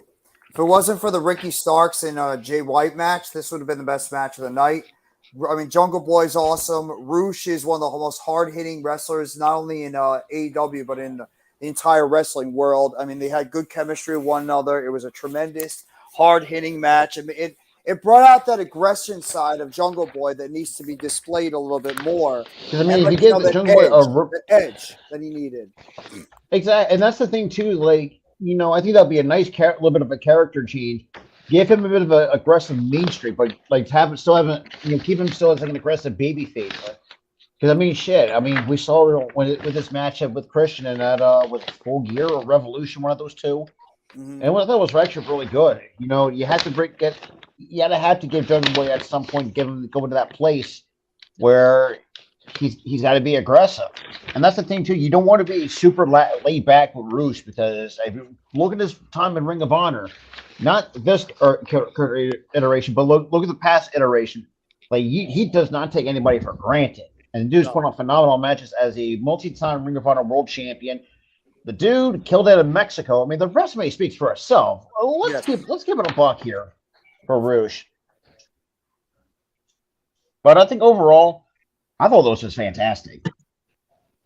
Tyler, what did you think of the match? I thought it was really, really good, honestly. I do like the semi-aggressive side of Jungle Boy. And like these two had just said, that needed to happen.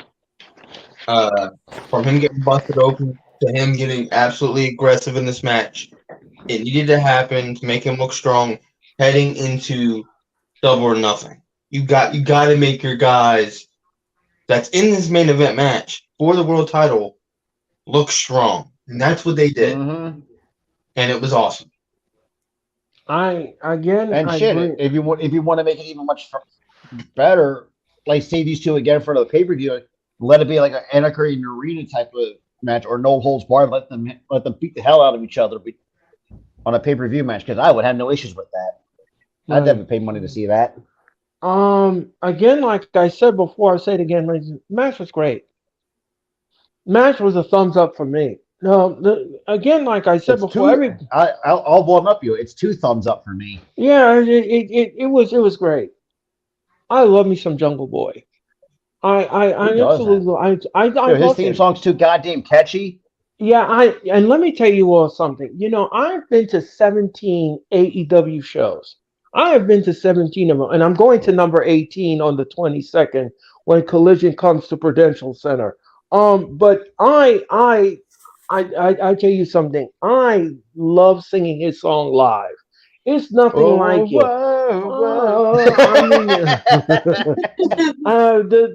The fans just absolutely soup all of that up. They just love that nuance and all the energy.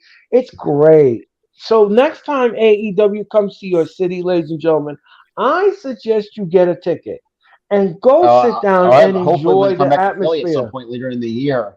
Well, you know, they are working with Wells Fargo Center to come to their arena. So, that would be fantastic. Yes, they are talking. Yes, they are talking to the Wells Fargo Center. Yes, and a deal might be done. I'm going to get it. A deal might be done. They're trying to go to them big arenas. Well, they all the TD Garden in Boston already said yes to Dynamite, and they will debut inside the TD Garden. Dude, that is where the Celtics freaking play. Yes, and that's where AEW will be playing. Yes. Tony Khan says he's hitting high and he's hitting big. And, he's hitting homers. That's what he want to do. He's hitting 400 feet shots. So they are in talks with the Wells Fargo Center, and I have a feeling that they will be debuting in there very soon. Oh, trust me, when they get that debut, I'll make sure I get some vlogs going on down at the Wells Fargo Center. Oh, yeah. Yeah, please get some vlogs going. with that first AEW show in that arena. No, Tyler, no, that's gonna going. Make you mad. No. They've actually made their Rhode Island debut, so I know they'll be back. So I'm not too upset. Yeah. So Yeah, well, at least even though COVID screwed me 2 years ago or 3 years ago, I'm not mad anymore. It screwed me up too, Tyler, because we were supposed to get Blood and Guts in Newark, and that did not happen. That got washed. Yeah, I forgot about that. At least you guys got a show, or actually got to go to a show. I was moving. I was moving that next year, and AEW didn't come to Philly until I was already gone. Right. So I was screwed completely. And Tyler, but it's gonna be. Oh man, see him at the Wells Fargo Center. Oh, that'd be fun. That's gonna. I hope the deal gets done. I hope the deal gets done because I wouldn't mind going to the show. You know what I wouldn't hope? mind. Do you know what I hope? It's not this deal. You would not have the. All right. So you would not have no mind traveling to Philly.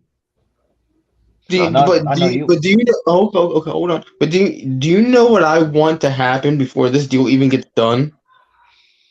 I want to see whether if I'm there or not, can the TD Garden sell out for this AEW I think show? it will. That is going to be the huge tell. If they can sell out another big arena like the Wells Fargo Center, or any other big arena in the US or in Canada. I mean, shit. It's the fact, not just that. I mean, look, they already sold out the Wembley Stadium for All In this year. That was the first tell for me. Like, okay, the TD Garden thing may work out because they were able to completely almost damn near sell. Yeah, I know. Sell out. 85,000 plus, give or take. 80,000 plus tickets sold for that's that literally almost show. more than 3/4 of the stadium. I mean, August. I'm sorry to cut you off, Tyler, but so far to this day, they have sold 85,695 tickets for All In. So and that should tell you that they have a really nice market over in the UK, and that's kind of where that in Europe. And if Tony, the fan bases you have out there, and if Tony Khan only gets that for the show, he's already won. Already won. Before any matches are announced for All In. That's the crazy part. I mean, that can you imagine? Can you imagine, guys, being the ring announcer and you walking on that grand stage and you see 85,000 people? I would get the jitters and get the goosebumps. Can you imagine the reaction that Jamie Hayter or Saraya, dude, Jamie Hayter or Nigel McGuinness would get? Dude, damn, that's gonna be crazy. And can you imagine if you think about this too? Like, I know this may sound like a stretch, but just imagine if Drew McIntyre does not resign with WWE. Could you imagine if he makes his debut at Wembley Stadium in his own backyard in the UK? That would make the entire UK oh my proud. God! And he takes on MJF for the title. Ooh. Oh shit! Sign me the fuck up. Can you imagine that main event? That'd be amazing. Dude, can you imagine that main event in front of 85,000 people? Boy, that is. Here's the thing. If that happens, I know it's wishful thinking. I know it's wishful thinking at this point because you don't know what's gonna happen. No, I don't know, but if they're not gonna if he's gonna resign or not with WWE. If he doesn't, I think he's gonna stay with WWE. Honestly, that's what I think. I personally think he's staying. I really don't think he's gonna go to AEW. Yeah, I mean, have this dream match with.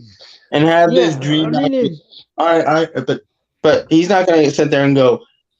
He's not going to go to AEW have this dream match with MJF, but imagine if that does happen. Yeah, which that's just wishful thinking at this point. But that crowd. If he puts up a good match, though.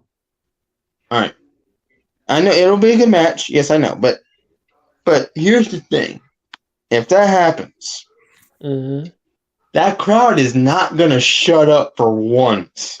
Oh no. Damn second. That crowd is not going to shut up. They're going to be loud the entire damn thing. let me tell you something. If I was sitting next to someone and was witnessing that, I wouldn't even talk in myself. I would stop It'd talking. be hard to hear yourself think, Yeah, and that's the I thing too. mean, And like you said, it's I know it's wishful thinking, but if he puts on a very good match and impresses Tony Khan in his first, technically, match, just imagine that earned him an AEW contract, and he'd be an everyday part.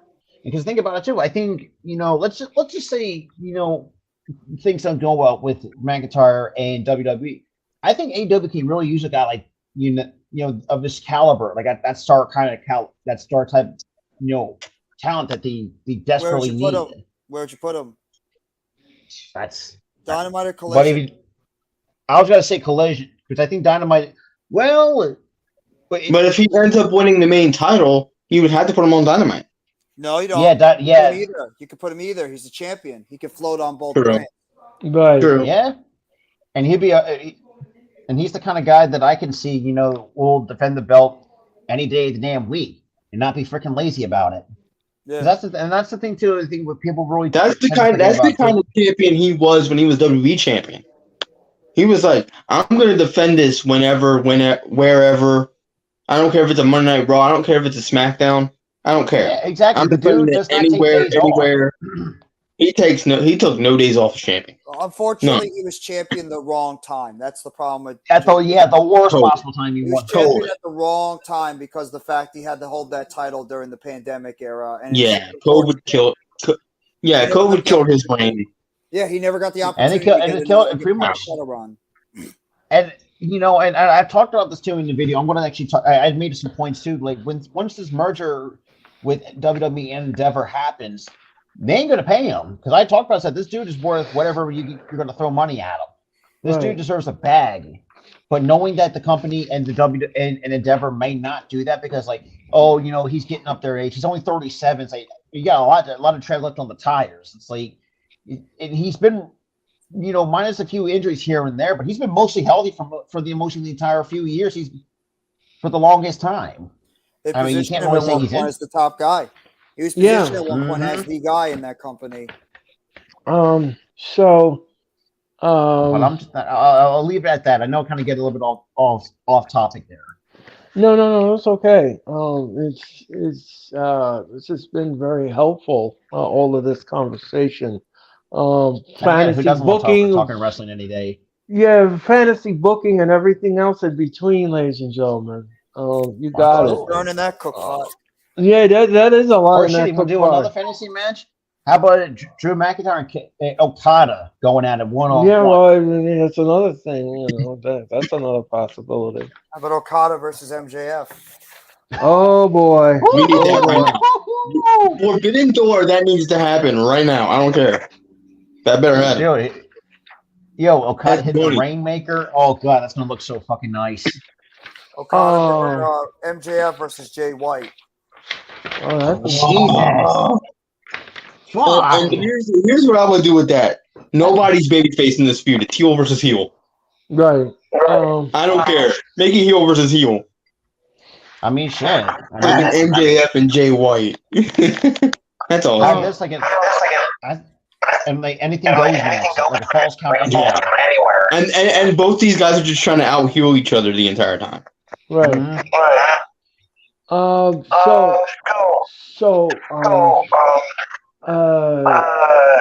Somebody, let's I think that'll be Tyler. Wait, me? is there somebody have the YouTube open? No. no. I think it is Tyler. Hello. Okay, I think it's fixed. Yeah, I think Hello? it's fixed. it's fixed now. I don't hear it anymore. Okay. That's- So anyway, I ladies have and gentlemen. the other tabs open, I promise. Anyway, ladies and gentlemen, let's continue the show, and let's give you some more trivia. Okay, here we go. How many times? Listen to me carefully. How many times has Tyler been on the Wrestling Experience? Has I'm it been exempt from one? this. I already know the answer, but I'm not answering. No, you're not. You can't answer that. Was it Nope. once? Was it twice? Was it 3 times? Was it 4 times? Or was it 5? 4. I'm gonna say 3 times. 4.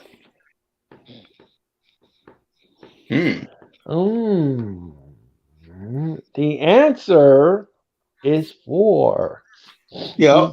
He's been Damn. on my show 4 Yep. different times. Yes, ladies and gentlemen, he's been on my show 4 different times. Does this count as the Now, 5th? Yes. It's basically 5 now. It's basically 5. Yes, it's basically 5 for 5. Tyler, Yes. 2 for me, and what? And I think 3 for Jeff. Yeah, Counting Jeff's correctly? been on my show. I believe this is the 4th different time. Yes, and Okay, so you got 2 next Thursday he will be on my show for the 5th time. And then I'll be on that after that for the 6th time. I believe I'm doing the review for Am I doing the review for Double or Nothing too, or no? Or the reaction, or no? If not, just scratch it. Forget what I said. Yeah, I'm going to be working on that. Yes, you will be coming on for that show. Yes, I am working on that. Hey, what's up, Blaze? Blaze Radio, What how up? will you hit that like button? Hit the like button. Thank you very button. much, Blaze. Someone make a shirt. So ladies and gentlemen, It literally would be capital BUTT and then a hyphen and an on. right. I know there's gonna be a like button on his T-shirt. It's just gonna be a thumbs up. Right. Yep. So, ladies and gentlemen, let me give you some more trivia before we continue. How many times, listen to me carefully, how many times have I done predictions on the wrestling experience? Has it been 6? Has it been 6, 7, 4, or has it been nothing? Oh, damn. I know it ain't nothing. Yeah, I know for a fact it ain't nothing. So nothing is out of the possibility. That's out. That's done. I'm going to say 0 so what out were of the here. other 3? It was 6, 4, and what was the other option? I'm gonna say 4. I'm going to say I'd say 4. 4 too. I'd say 4 too. The answer is 7. I've done 7 prediction shows Damn. on the wrestling experience. And next Thursday, I will do number 8. Why did I say 4? I swore it was more than that. It is more than that. 69 times. Yes. So, Daddy Magic is not a fan of that. Nope. Make his nipples hard.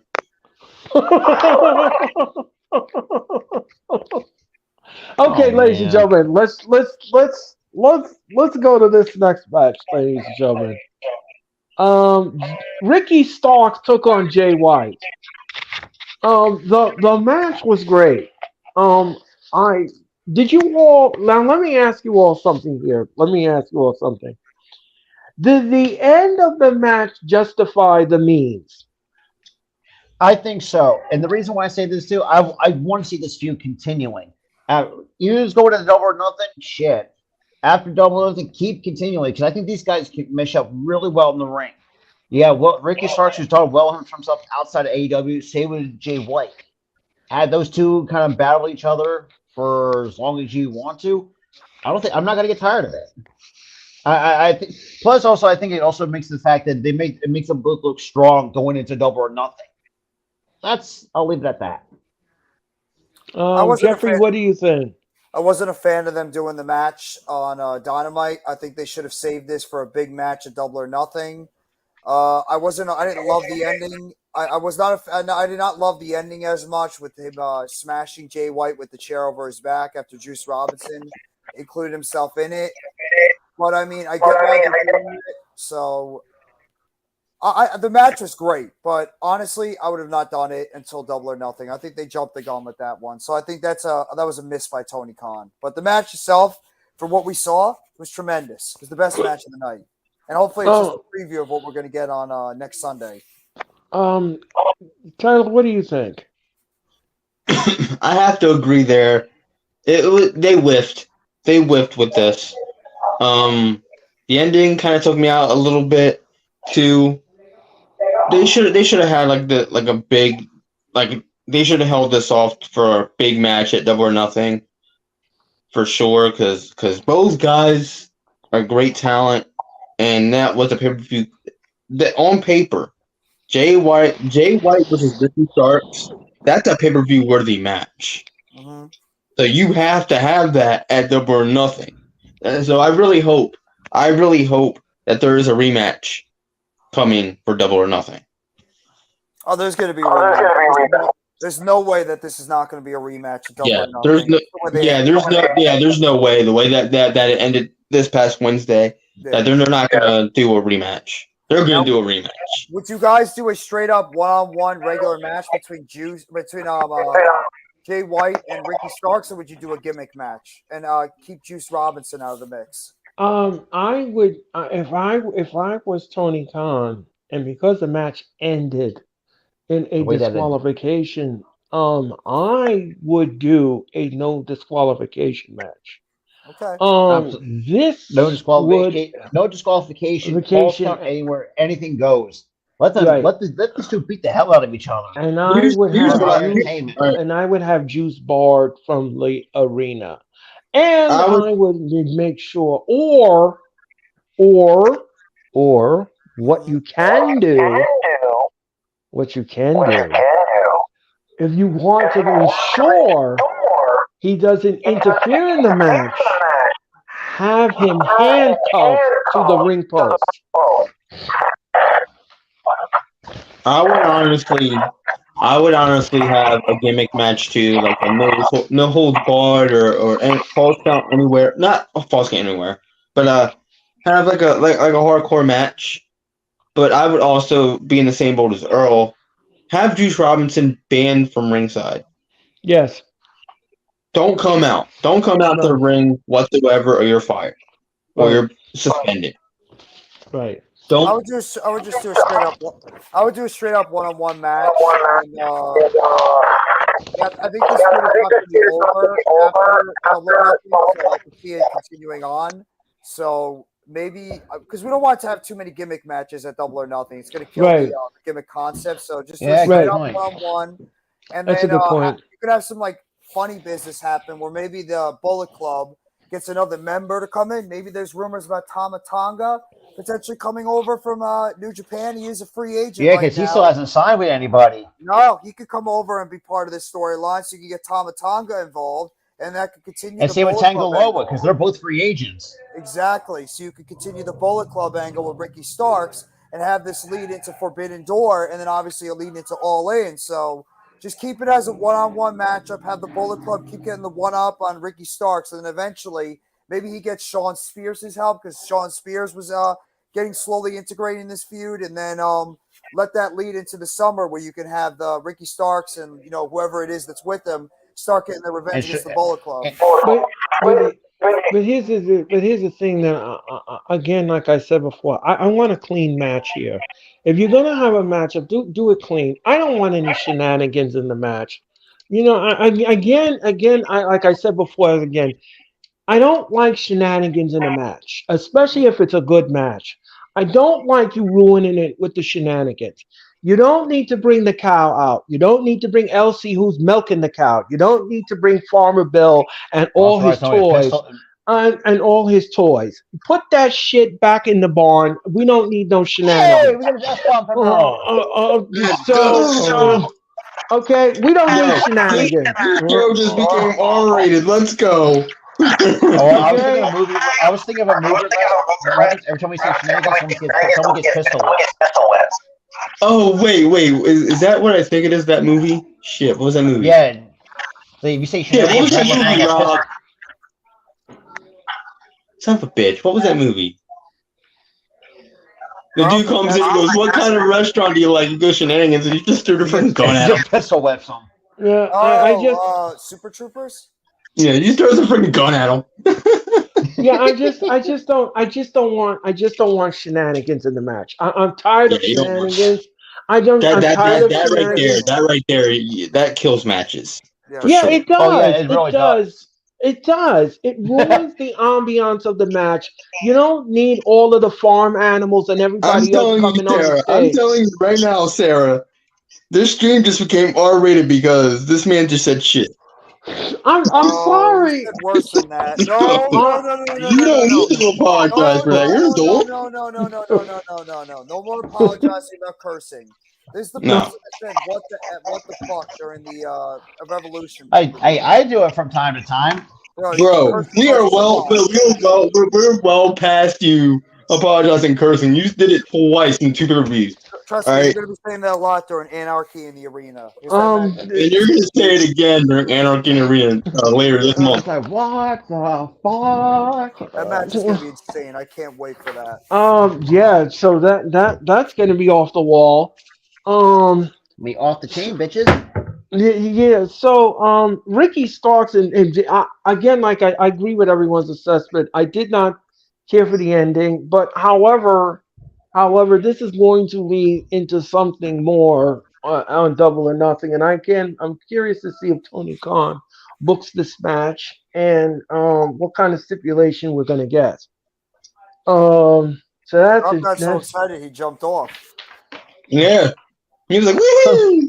Jumped off the street.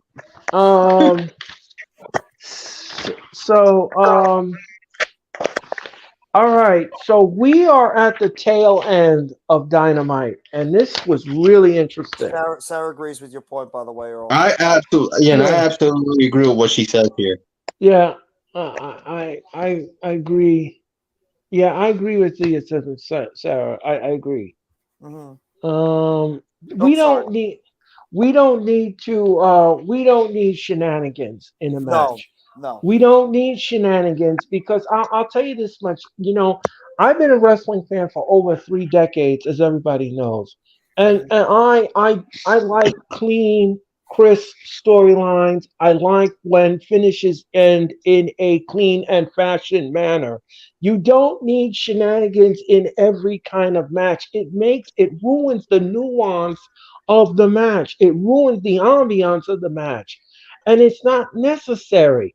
You don't need that extra element of shenanigans. It's not necessary.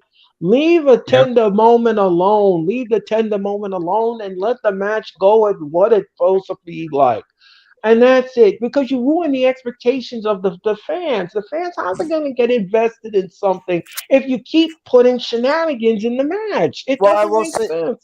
I will say this: the only reason why a shenanigans might work out one of these matches is because it helps further a storyline that you're trying to push going forward into the summer. So if you can tell right now, they're still continuing the Bullet Club story with Ricky Starks. You can easily see if they can get somebody like Tama Tonga or somebody else in there, then I would be okay with the shenanigans in this match because it's going to keep putting more fuel behind somebody like Ricky Starks. And it's going to make him look more sympathetic. And eventually, when he gets his revenge, it's going to make it even more sweet. So it depends on the match, and it depends on the type of story that you're building. But if it's just a random shenanigans thing that doesn't make any sense, then no. But if the storyline and the story fits to what they're trying to tell, then I have no problem with it. It just depends on that. Yeah, again, Jeffrey, I respectfully disagree with your point. That's fine. And I disagree with you because here's the thing. Here's the thing, Jeffrey. Here's the thing. You could always build a feud if you do things. Now, let's say, for example, he wins the match clean. He could be upset about that. He can go on the next Dynamite and says, you beat me, and I don't think this is far from over. And he could say something like that. Say something like that. But you don't need just shenanigans if you don't need that. All you have to do is do something cleanly. The person is pissed. They don't like what happened. They don't like the outcome, and they want to get their revenge on the person. So that's all I'm saying here. And Mitch Kofsky is in the building. Mitch, welcome to the 2nd anniversary of the Wrestling Experience. Orange Cassidy's #1 fan is here. Hey, Jeff, I got big news for you. Uh-oh. The Miz is in the network now. How the hell did you get the Miz in here?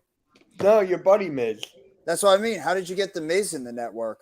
I DM'd him and he said yes. All right. Hey, that was easy. Hey. Another giant conflict later. I'll take it. Um, You know, I wasn't actually talking about the actual Miz.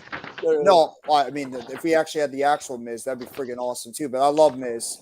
Miz would be a perfect asset because the passion he brings to the network. But that's exactly what I was thinking. So he's in a group chat. So the next big match at the pay-per-view or something like that. Yeah, that's what Sarah says, Earl. That's exactly what I meant.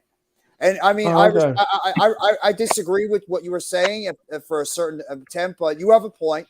You have a good point about it. So I mean, you don't want shenanigans too much in matches. The only reason why I say it's not as terrible sometimes because if it helps is a progression of a story and it makes sense why there would be some type of shenanigans. That's the only reason why I say I don't have a 100% problem with it. But it can't just be for randomness because it's gonna kill the concept of the match. So no, I understand where you're coming from, but I respectfully disagree a little bit from where you're saying. All right. You don't agree with the assessment? I guess not. No. So anyway, ladies and gentlemen, let's continue with the show, and we're going to give you one more trivia question for you. Okay. Hamburger. Oh God! Please don't bomb this, Tyler. Damn. Okay. Here's a trivia question for you.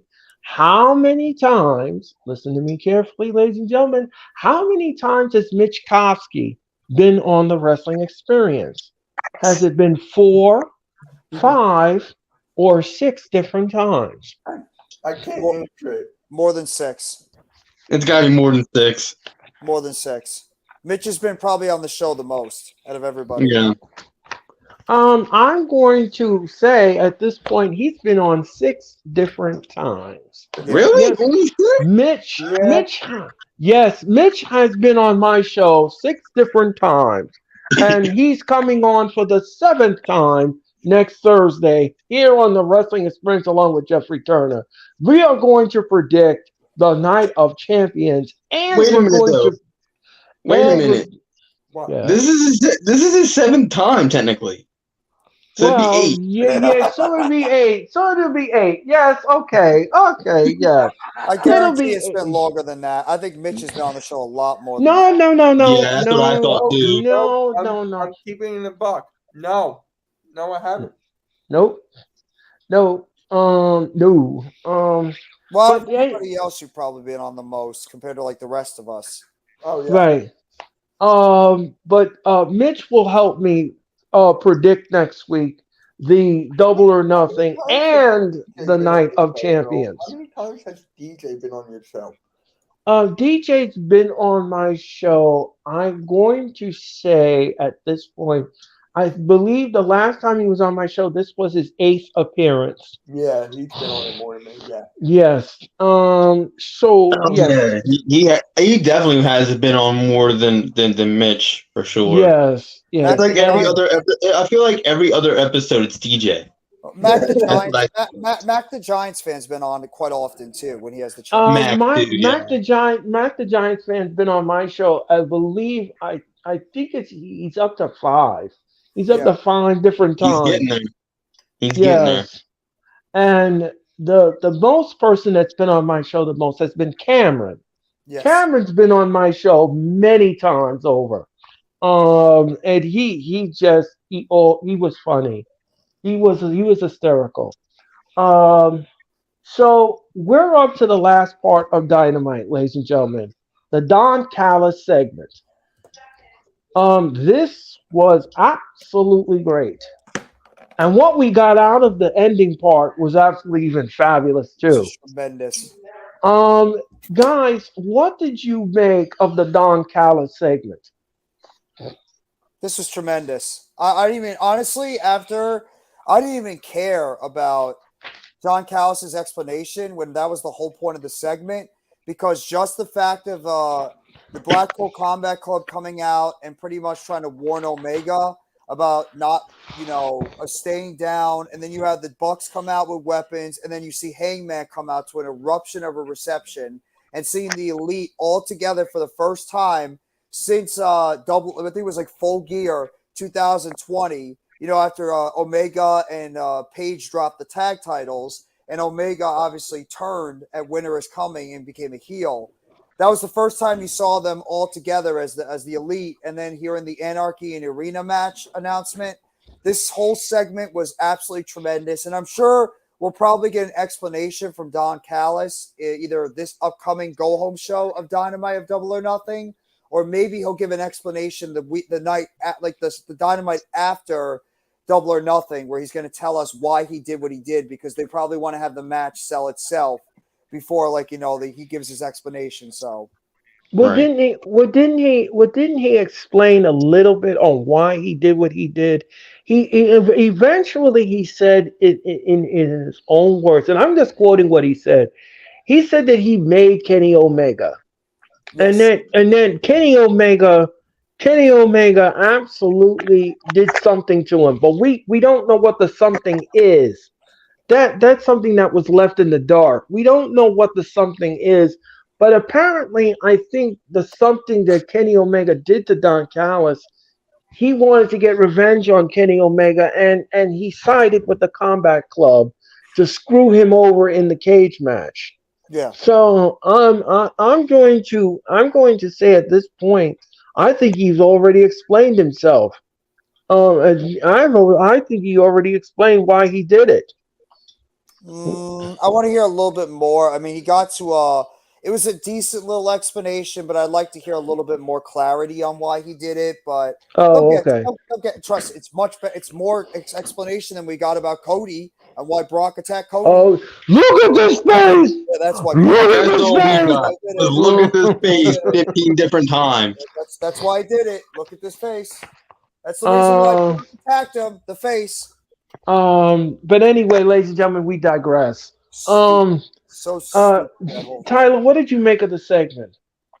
I thought it was a very, very well done segment. Yes, the explanation itself, there's a little bit room for more to be said about it. But I like how they did it, because now fans that watch this show can speculate the why he did it. Yeah. Like, okay, you're jealous. The thing is, you made Kenny Omega cool, great, cool, like cool. You made Kenny Omega. Something happened where you had to change your heart and you turned on the guy. Yep. Now you can Now fans are.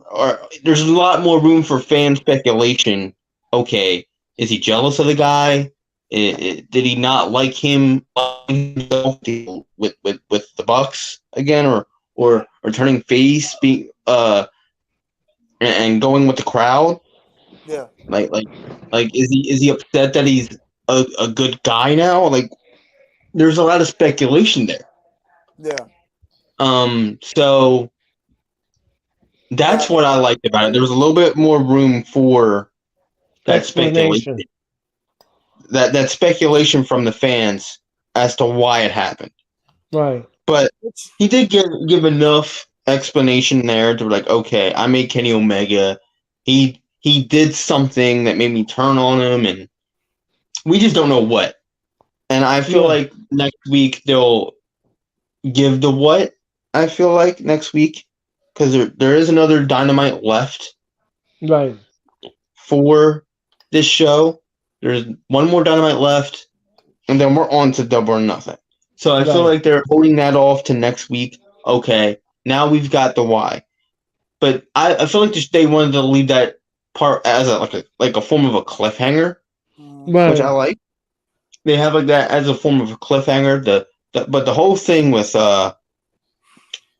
BCC coming out attacking Kenny, and then the Elite come out, attack BCC, help out, and then you hear Hangman's music hit. The crowd goes absolutely crazy. The roof of that arena, gone. Completely gone. Blown off. Yep. Exploded. Out in the ether. Well, because that crowd erupted when they heard his music. And then when Hangman Page said that the Elite is back, the crowd erupted even more. And I love that. Well, I will say this. I got hyped.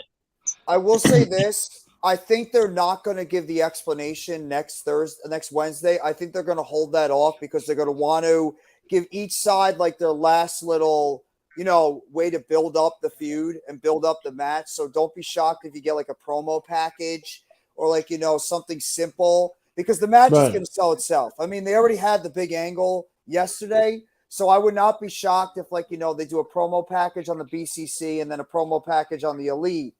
But it's more about, we know Callis is now, away from the Elite. The next domino to fall is, where does Konosuke Takeshita line up in this whole situation? Well, because he, I'm just going to finish this real quick, because he right now is one of those guys, because the fact that he was being tutored, he was like a tutor or like a pupil of Don Callis. Callis was trying to get him into the Elite the entire time, and now that Callis has essentially turned his back on the Elite, does this mean that Callis could secretly be working with the Blackpool Combat Club? He just hasn't announced it yet, and maybe this could be a way to get Konosuke Takeshita as part of the BCC, and then that way you can lead into Blood and Guts, and what eventually you'll get is the debut of Kota Ibushi on AEW and reunite with Kenny Omega as the Golden Lovers, and then you'll get your Blood and Guts match with 5-on-5 going forward. So there's a lot to still unpack about this whole situation, but that's the one thing that's very intriguing too, is where does Konosuke Takeshita sit on this whole situation? Because that's another domino that still needs to fall. And that excites me. The Yes. potential that they're going to bring up Kota Ibushi for this thing, that excites me. Yes. yeah. I loved the Golden Lovers in New Japan. I loved them. They were great. So to bring them back, hell yeah. Yeah. Oh, it's coming. AEW pull that trigger. It's happening. He's already been talking about him wanting to go to AEW.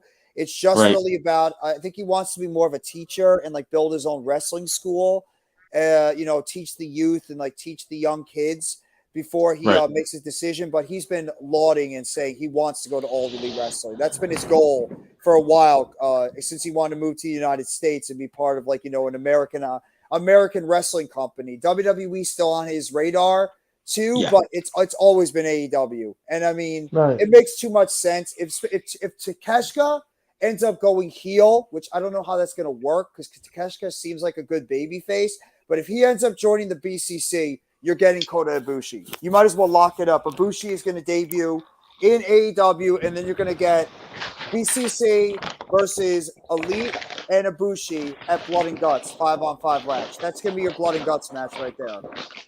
That's all.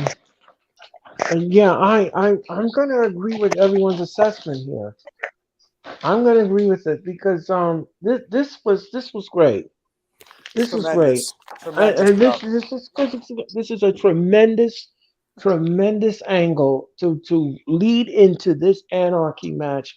And I'll tell you this much, ladies and gentlemen, if you've never seen this kind of a match before, you need to hold on to your hats, because this is You need to going hold to on. be. Here's the thing: you don't only have to hold on to your hats. You got to hold on to the chair that you're sitting on. Yeah, because I'll tell you this much, ladies and gentlemen, the match is going to be all over the place. Yeah, it is. The match And is it's going gonna to be be- all over Yes. the place. And it's going to be ultra violent. Yes. Ooh. Just imagine Stadium Stampede, except more violent. Right. Yeah. That's exactly what this match is. If you haven't seen the first one between like Kingston and Danielson was there, and Ortiz and Santana versus Right. the Jericho Appreciation Society, they absolutely brutalized each other. It was a bloody mess. They beat the hell out of each other all around that arena. And this match is going to be brutal. And if you thought that Revolution was bad between Moxley and Hangman, you have no idea what's coming. These two teams are going to destroy each other. And I'll tell you this much, ladies and gentlemen. I'll tell you this much. The hatred for this between this group is so intense, and it's so physical and volatile. This is going to be one of the most high octane, high energy matches you are ever going to see. And Moxley, John Moxley will amp it up to the violent level. He's going to do that because he is a whirling dervish. ladies and gentlemen. This man's gonna be going around stabbing people. Sarah,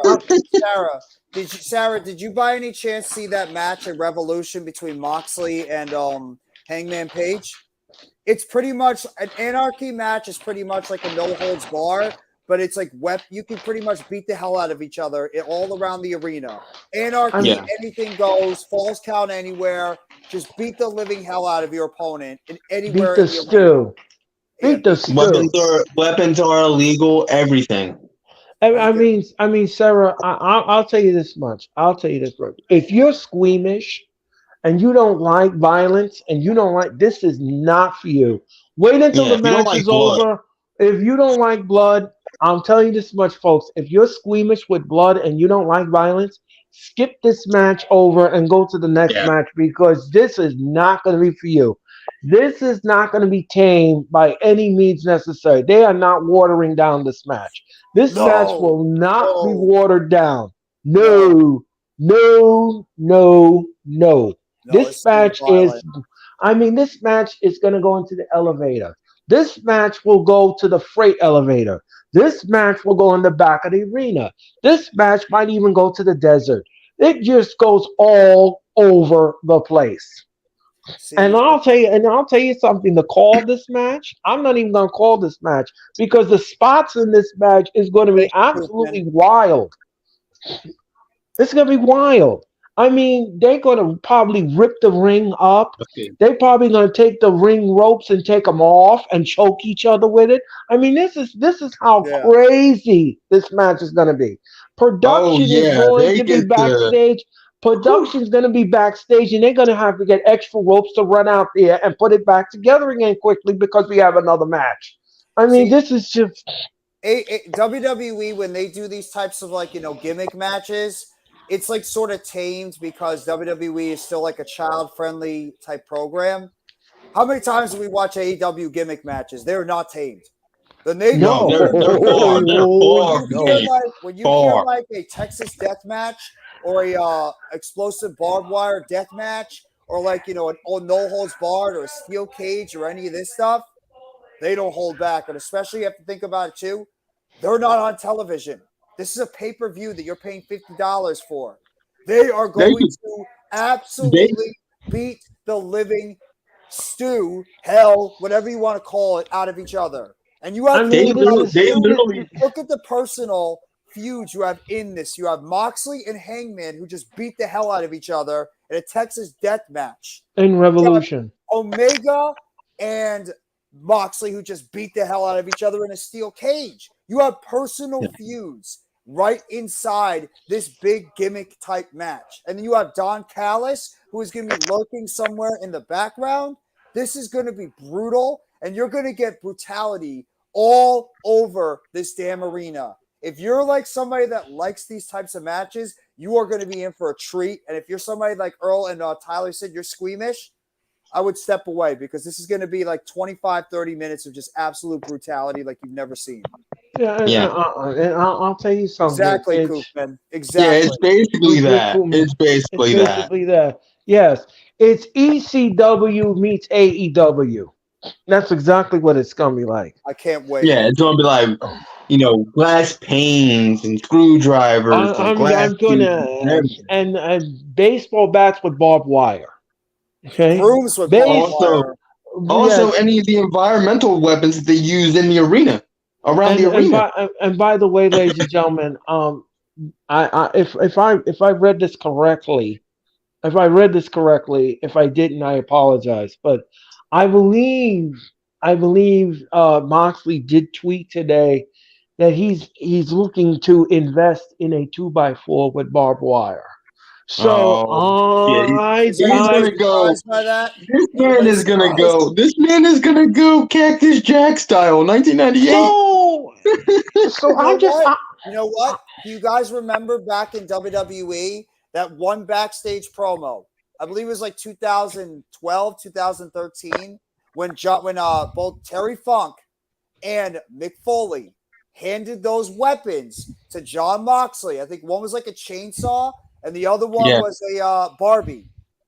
That was them passing that type of match style down to Jon Moxley. And if you notice, Jon Moxley has taken that to AEW, and he has become the new innovator of like violence, of like death matches, of barbed wire. He's the new Cactus Jack and Terry Funk. I think about that segment that happened back in WWE and how it's translated to AEW and how Moxley has sort of become the new Terry Funk and the new Mankind when it comes to these types of brutal matches. Because when you have these types of matches and Moxley is included, you are going to get brutality like you've never seen before, and it's going to be damn good. I get goosebumps when I think of these matches and Moxley in it. Goosebumps, and that's exactly what's going to happen next Sunday. This match, if it wasn't for the 4-pillar match, I think this should be a co-main event. This match is going to be absolutely insane and incredible. I can't wait. I'm giddy for this match next Sunday. And like I said before, ladies and gentlemen, it is violence to the umpteenth degree. Because the last one was a mess. Oh my God. The last one was a mess. Everyone was bleeding and Eddie Kingston was going to light them on fire with gas. Yes he was. He poured gasoline on everybody. Gasoline on Danielson. I mean, I like even the spot with the power bomb in the freight elevator. Oh I mean, that was sick. That was sick. Who power bombed someone in the freight elevator? I mean, that was ridiculous. I mean, what?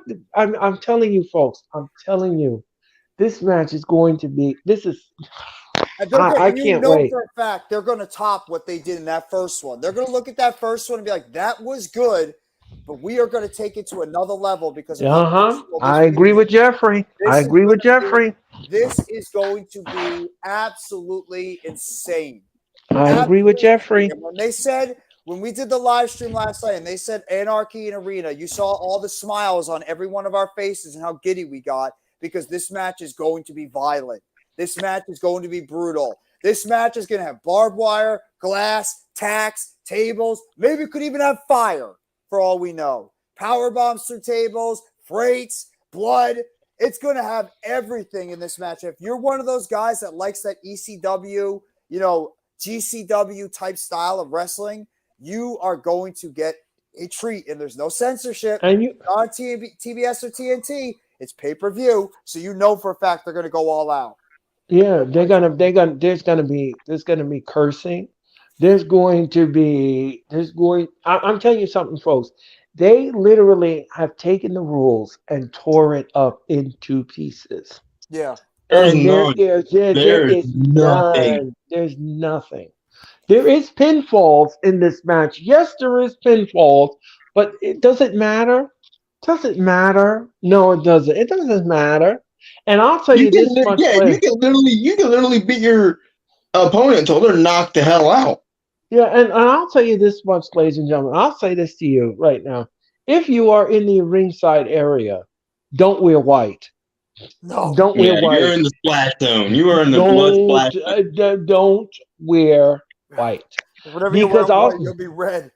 Because I'll tell you this much. What you look like when you came in and what you look like when you come out will be two different stories. But anyway, ladies and gentlemen, I digress. But anyway, ladies and gentlemen, that was AEW Dynamite. Now, ladies and gentlemen, before I get to my final story of the night, I have something to ask my guest. I'm sorry Mishkovsky left so suddenly, and I'm sorry Robert is not here, but thank you guys anyway for coming on the second anniversary of the Wrestling Experience. But let me ask the two of you something. What was your favorite moment of the Wrestling Experience over the 2 years?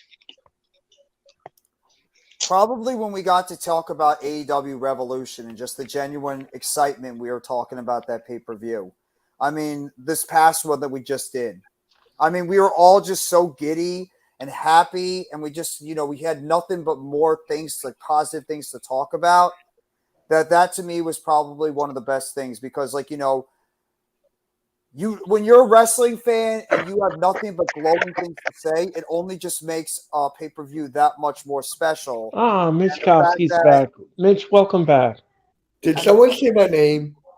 Yes, I did. Were you creeping in the back or something? You heard your name, like, gotta come back.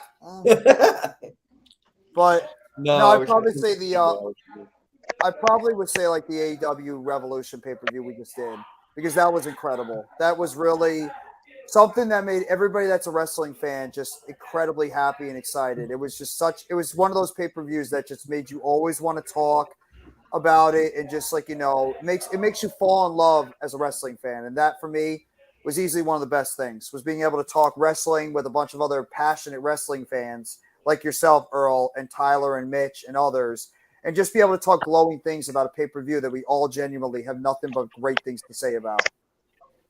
Tyler, what was your favorite moment of the show? My favorite moment on the show would have to be the first time I was on it. The very first time I was on it. And it was I think it was just me and you at the time. It was just me and you. And I was in the kitchen because I was just eating, my breakfast / lunch and drinking coffee and chilling with you and talking to you. And I'm thinking the entire time, we got something here. We got something here.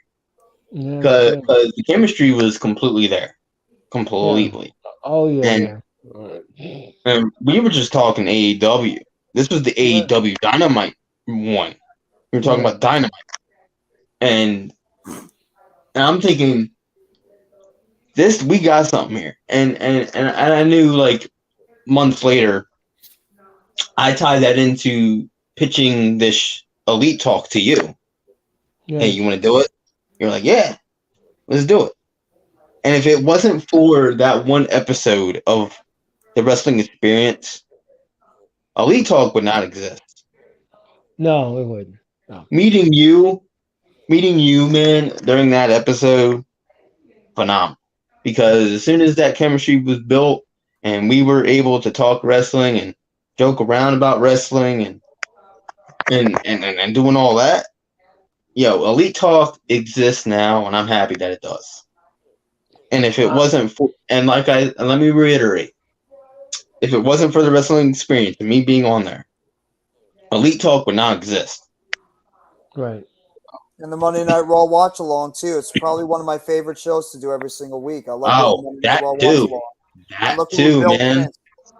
That show's starting to take off now. Every single Monday, and it's starting to take off. And also, if it wasn't for the Monday Night Raw watch along, the SmackDown watch alongs wouldn't exist. Exactly. Right. I just want to say something here. The viewership for last week's Monday Night Raw watch along was great, and I want to thank the audience for that. It is a lot of work. A lot of people don't know this about what I do. It is a lot of work that I do behind the scenes here for the Wrestling Experience. When I do these Raw watch-alongs, ladies and gentlemen, it's a lot of work. Because every time a news breaks or something is broken, I go and get my notes ready, and I get everything ready for the show. If it wasn't for Jeffrey, if it wasn't for Tyler, and if it wasn't for Robert, I don't think I'd be able to do this alone. I work with some incredible people. We are a great group together, and one person that I have to be indebted to and in gratitude to is Mr. Mitch Kowski. Mitch and I have been friends for over 9 years. Mitch invited me to this channel.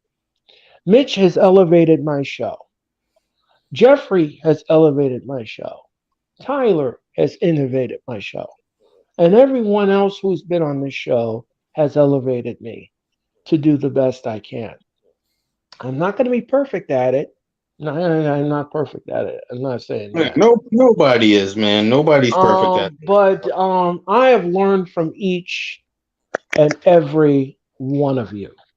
And I want to say personally from the bottom of my heart, thank you. Thank you. You don't have to Thank thank us. you. Thank you. No. Thank you. Thank I you. feel like Daniel Bryan, though. No. Earl, Thank you. Earl, Yes, Earl, no, yes, Earl. no. Earl, Exactly. you could give us the thanks, but at the same time, it takes the person that's doing the content themselves that really elevates their own game. So I mean, You like, do, Mitch, you do. Mitch elevates himself. I elevate myself. Tyler elevates himself. You do the same thing for yourself too. So we all appreciate you saying the kind words from us. It's yourself, bro. You're the one putting in the work. So I mean, you got to give yourself the credit too. And Yeah. hold on, don't forget about my memory. My memory is hilarious, Earl, when you were making fun of Omos. Oh God. I was on Oh yes. I lost Yes. it. I could not. I'm telling you And- something. And that's why it became such a running gag every time he was on screen is because of that. Yeah. And everybody loved it. Yeah, I mean, it was the most talked about thing on Twitter. It was because everybody was asking me that. They said, "How in the world?" I said, I says I know Mitch for over 9 years, and I would never I didn't even think when I said that he was as green as goose shit, and Mitch looked like surprised, like he didn't think I was going to come out with it. That's what makes these shows funny, man. Is like every time, like a curse word just slips out your mouth half the time, and we're just all shocked. I think Mitch was just absolutely flawless. It was great. It was great. It was one of those moments, ladies and gentlemen, that you had to been there. You had to been there.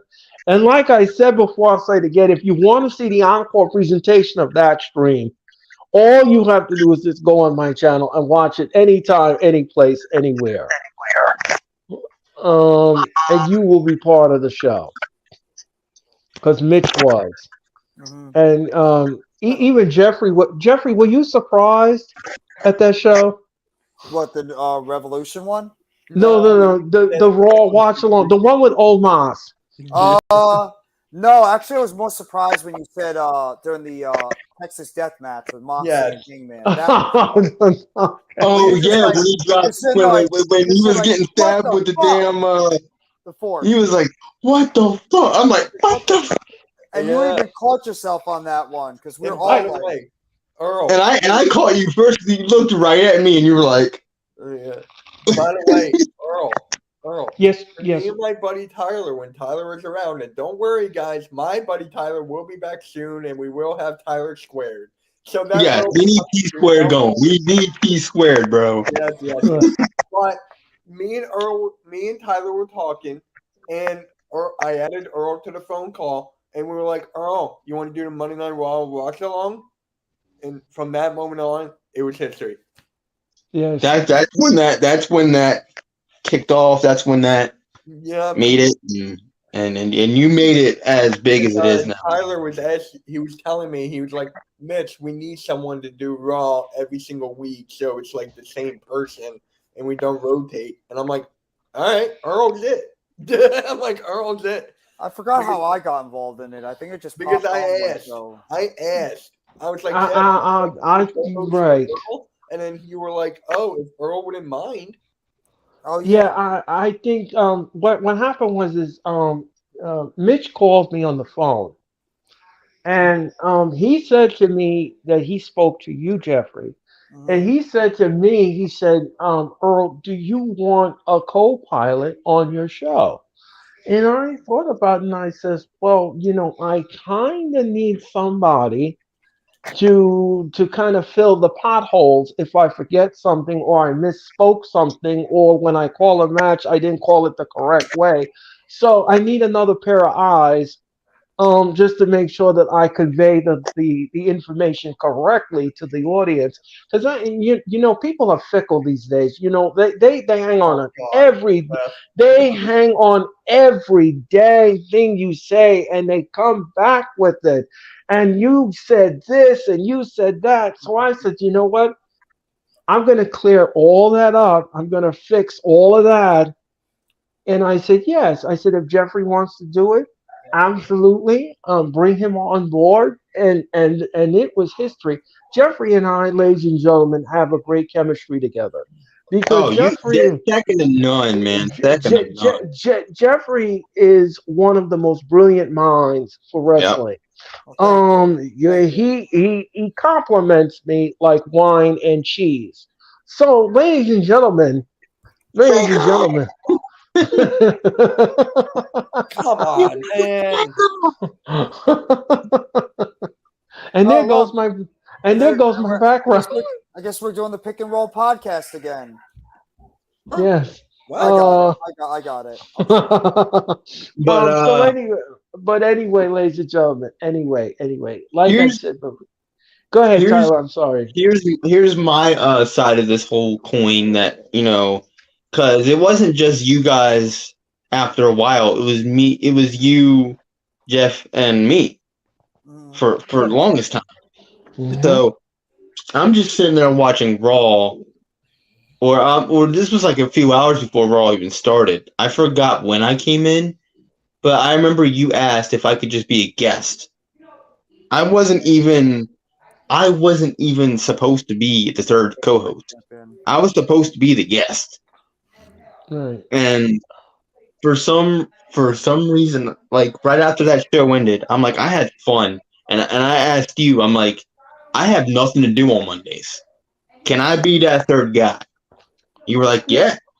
Rest was history after that. Yeah, I mean, it was a no-brainer. I mean, the three of us are just when we come together, ladies and gentlemen, and we do these Raw watch-alongs. Even the show, if the show is not entertaining, we're going to entertain you the best way we know how. I try to entertain you as much as possible. Even though some of you on Twitter say I'm not entertaining, but I am. But Man, don't anyway, I listen to the digress. haters, bro. Don't listen to the haters. But anyway, ladies and gentlemen, I digress.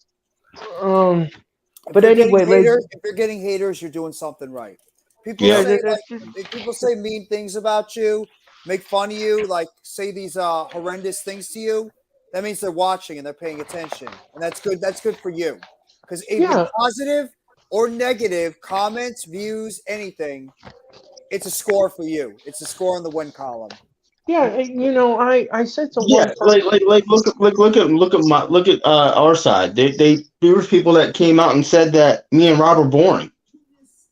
You think we cared? Hell no. Oh, you guys are boring. No. All right, don't watch then. Swipe left, swipe right. No, Yep. I always, I said to the last person that said that I wasn't entertaining, I said, well, obviously you watch because you obviously Oh are. my God. The Sixers are planning to interview Nick Nurse. Please, for the love of Oh, God. Are you serious? Well, you're happy about that? Yes, that's better than Nick Doc. Nurse has not done anything since 2019. No, I don't know about that one. I don't know about that one. It's better than Doc. I don't care. I'd rather have No, it ain't. Talk to It's Randy the same as Doc, bro. Talk to Randy I'd rather about have that him one. than JJ Redick. Talk to what Randy about about that one. I actually wouldn't mind JJ Redick. what about Michael Jordan? No, we're talking about Nope. head coach. No. Michael Jordan No. is selling his team. Yeah, I Oh. know. He's That dude killed the Charlotte Hornets. Yeah, he's Oh, he's okay. selling the Hornets. Yeah. Okay. So anyway, ladies and gentlemen, the last story we're going to talk about here on the show is the CM Punk situation. It's always something with CM Punk. Yes, well, apparently they said the announcement of last night's show, Collision, the press release came out and AEW said that Punk's name was not on the press release. So CM Punk was not happy about that But they said, but per Fightful Selects, they said the plans are still in place for CM Punk's return to AEW. I've got a lot to goddamn say about this dude. Sean Ross Sapp writes that things can always change. The company is in an active content plans with Punk as of this week. Punk is said to have been in contact with Tony Khan regularly, and then he made it known that he didn't want to be announced for Collision far ahead of its schedule of the 17th. Not clear that's the reason he was removed from today's press release, however.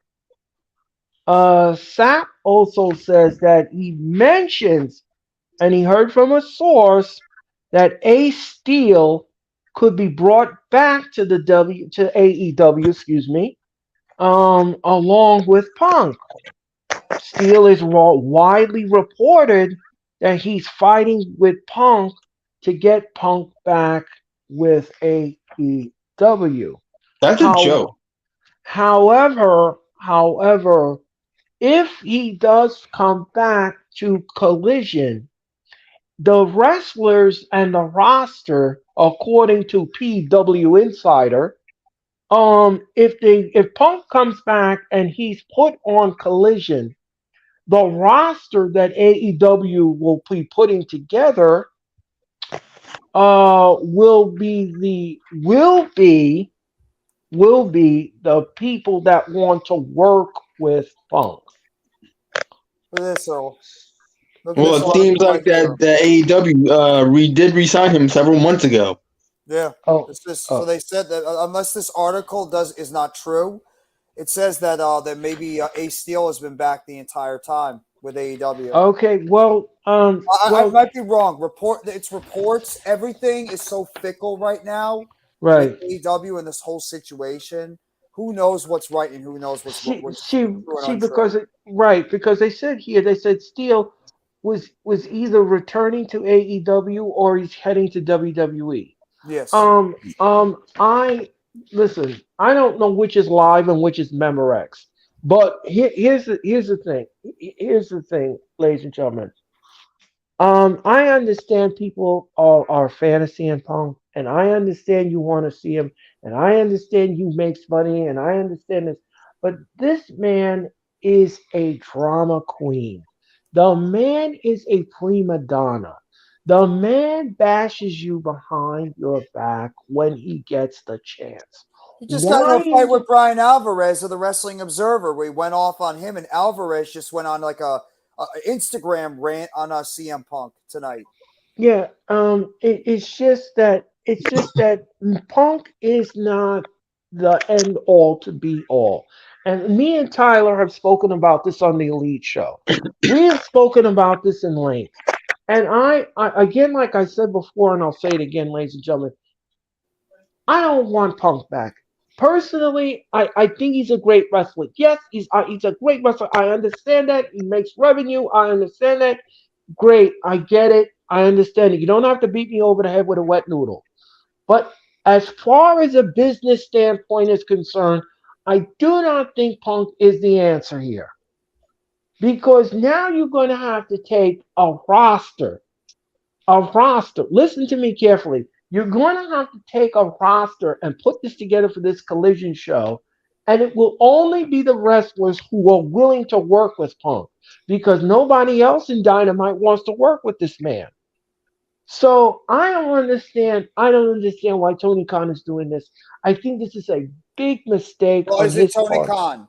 That's the thing. Is it I don't know if it's Warner Media. I don't know if it's Warner Media. I don't know who it is. I don't know who it is. But for me personally, if I was an advisor to Tony Khan, I would tell him to stop talking to Punk over the phone all the time and hang up the phone.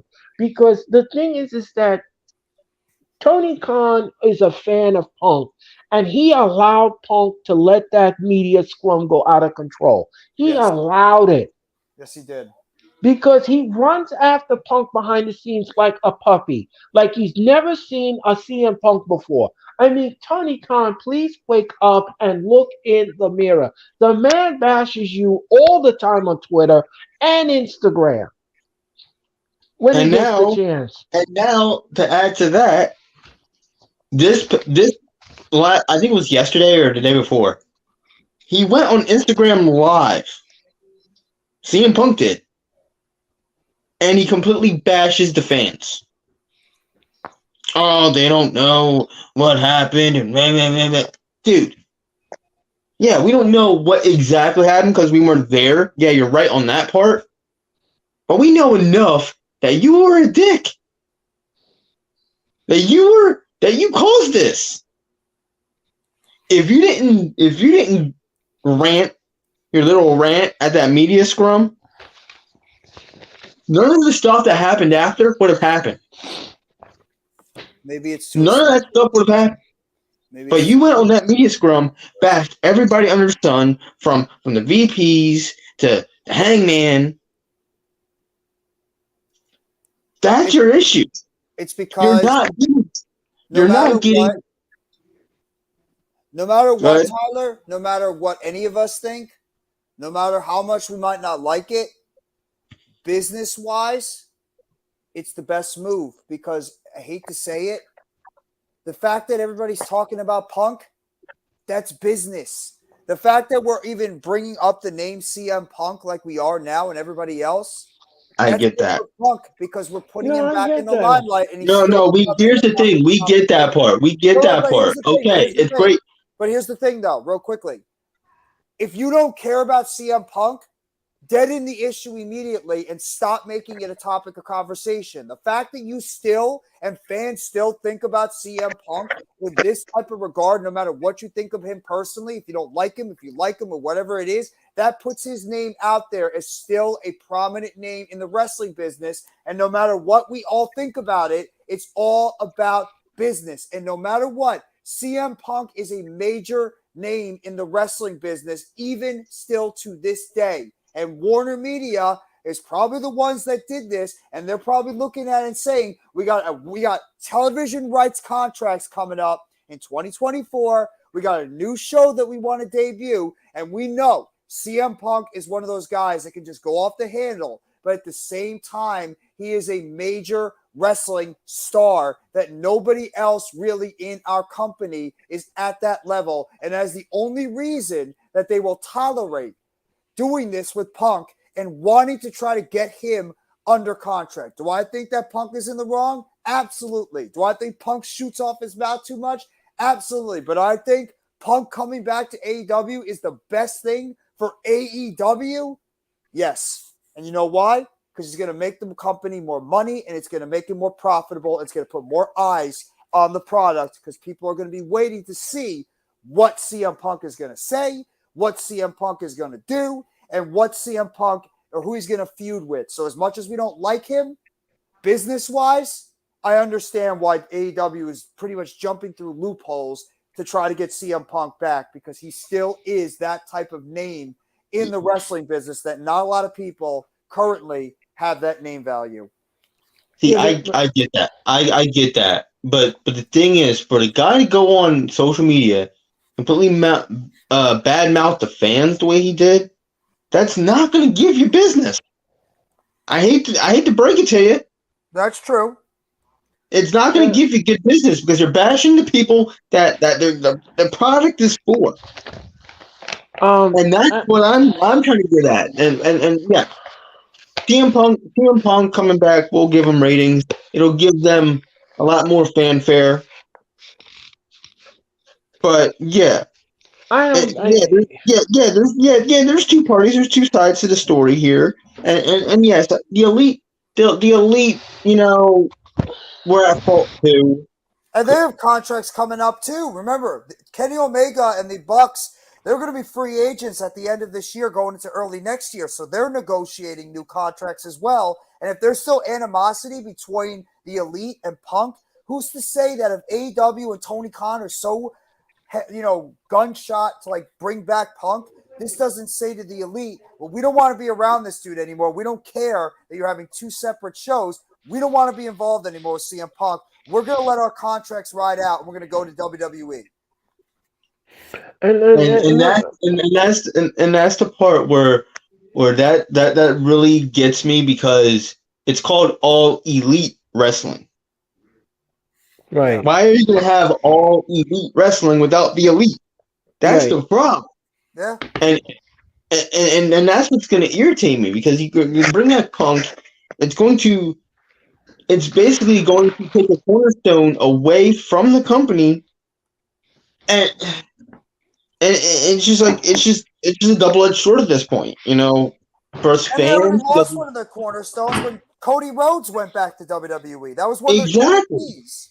Exactly. You lost your big cornerstone and Cody Rhodes back to WWE. Yep. And now if you bring back Punk and if the Elite and their contracts go up, and of course they're going to be like, we're not going to work with this guy. We don't want to be associated with this guy. We're out. You lost Hangman. Or no, actually you lost the Bucks. You lost Kenny.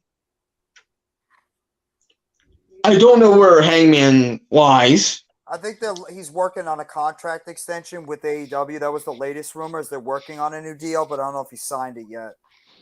If Punk comes back and they're still trying to work that deal, he's gone. So basically, all of the elite, out. I'll say this is like the best thing for the whole scenario, and I've heard other podcasters say this. Stop being children. Get into the meeting room, all of you. Make up, and can you imagine? And I think like JD from New York and a lot of these other guys have said it, and they're right. Can you imagine All In, the Elite, Kenny Omega and the Young Bucks versus CM Punk and FTR? How much money and interest that will generate for AEW if you can get a match for that. And they're throwing away money. You're pissing away money by being children right now. Go out there, man up, and try to work out an agreement with one another and go make money. Go make AEW the best damn company out there. I agree with the JD when he said that. I agree with too. I agree with the Solid Monster. I agree with all these guys because it's right. You're trying to do what's best for your company. Punk, Elite, stop being children, get to the damn table, and make money. Because that would be a marquee matchup for an all-in show that you're pretty much saying is going to be the biggest show in your company history. And can you imagine your headline match, Kenny Omega and the Young Bucks versus FTR and CM Punk? Holy shit, that match will be like, that will garner 90 million plus people wanting to be in that stadium to see that match. That would give you more tickets. That would sell out the damn arena. That would be the nail in the coffin for that. There'd be scrappers sitting outside to see that match. That sells itself. That's all the drama. But Earl, I'm sorry. I apologize. Go ahead. No. I agree with all of the assessment. I agree with everything you said. You guys are right. But here's the thing, and I'll say this. I'll say this last point here. I understand about money. I understand about revenue. I understand about everything about the side of business. But at the same point, you can't leave other stars on the cutting room floor. There are plenty, and I mean there are plenty of AEW stars that are very worthy and very capable of making you big dollars that you're looking for. You don't need the biggest fish of Punk to reel in and make you money, because I'll tell you this much right now. If you really look at it from hindsight, if you really look at it from afar, if you go and put Punk back in AEW and you say to yourself, okay, this guy's going to make me money, what's going to happen is he's going to want all of the spotlight for himself. He wants the whole enchilada for himself. Mm-hmm. Now you're going to sit there and stumble over your own feet and do whatever and bend over backwards for this guy. And what happens to the rest of the roster? What happens when somebody wants a title shot or somebody wants a match in the spotlight? Oh, I can't give you that because my focus is on Punk. And that is the problem that I have. That is the problem that I have. I don't want to see people left behind. I don't want to see people left on the cutting room floor. I don't want somebody left in the shadows or sinking in the low and the mid card.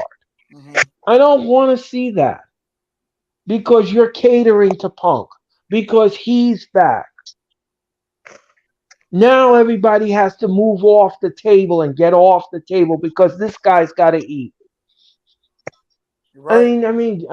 It's not fair. It's not fair. And there are people that have been in this company since day one, and they bust their ass. Yeah. They Right. bust their ass. House shows, TV tapings, this taping, they show up. Punk never does that. Punk never does that. And I think it's a damn shame. It is a damn shame Mm-hmm. that you have to sit here and cater to somebody who is a prima donna prick. And I think it's a damn shame. And that is all I'm saying. And this is what I meant. I understand about money, but you have to understand there are people way before Punk who have paved the way, who have earned their dues, who have paid their price in the ring. And they deserve a piece of that spotlight. No, you're And absolutely that right. You're absolutely right. and Yeah. that is all I have to say about that.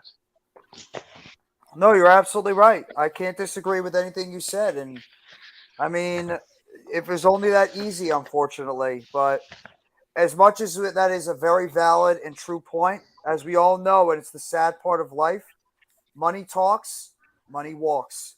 And no matter what, the money is going to be the determining factor in anything. If CM Punk can make them money, especially going into negotiation rights for a new deal, and especially with a new show debuting, as much as we all hate it, Earl, CM Punk is going to be part of AEW, whether we like it or not. It's true. It's It's just true. the unfortunate thing.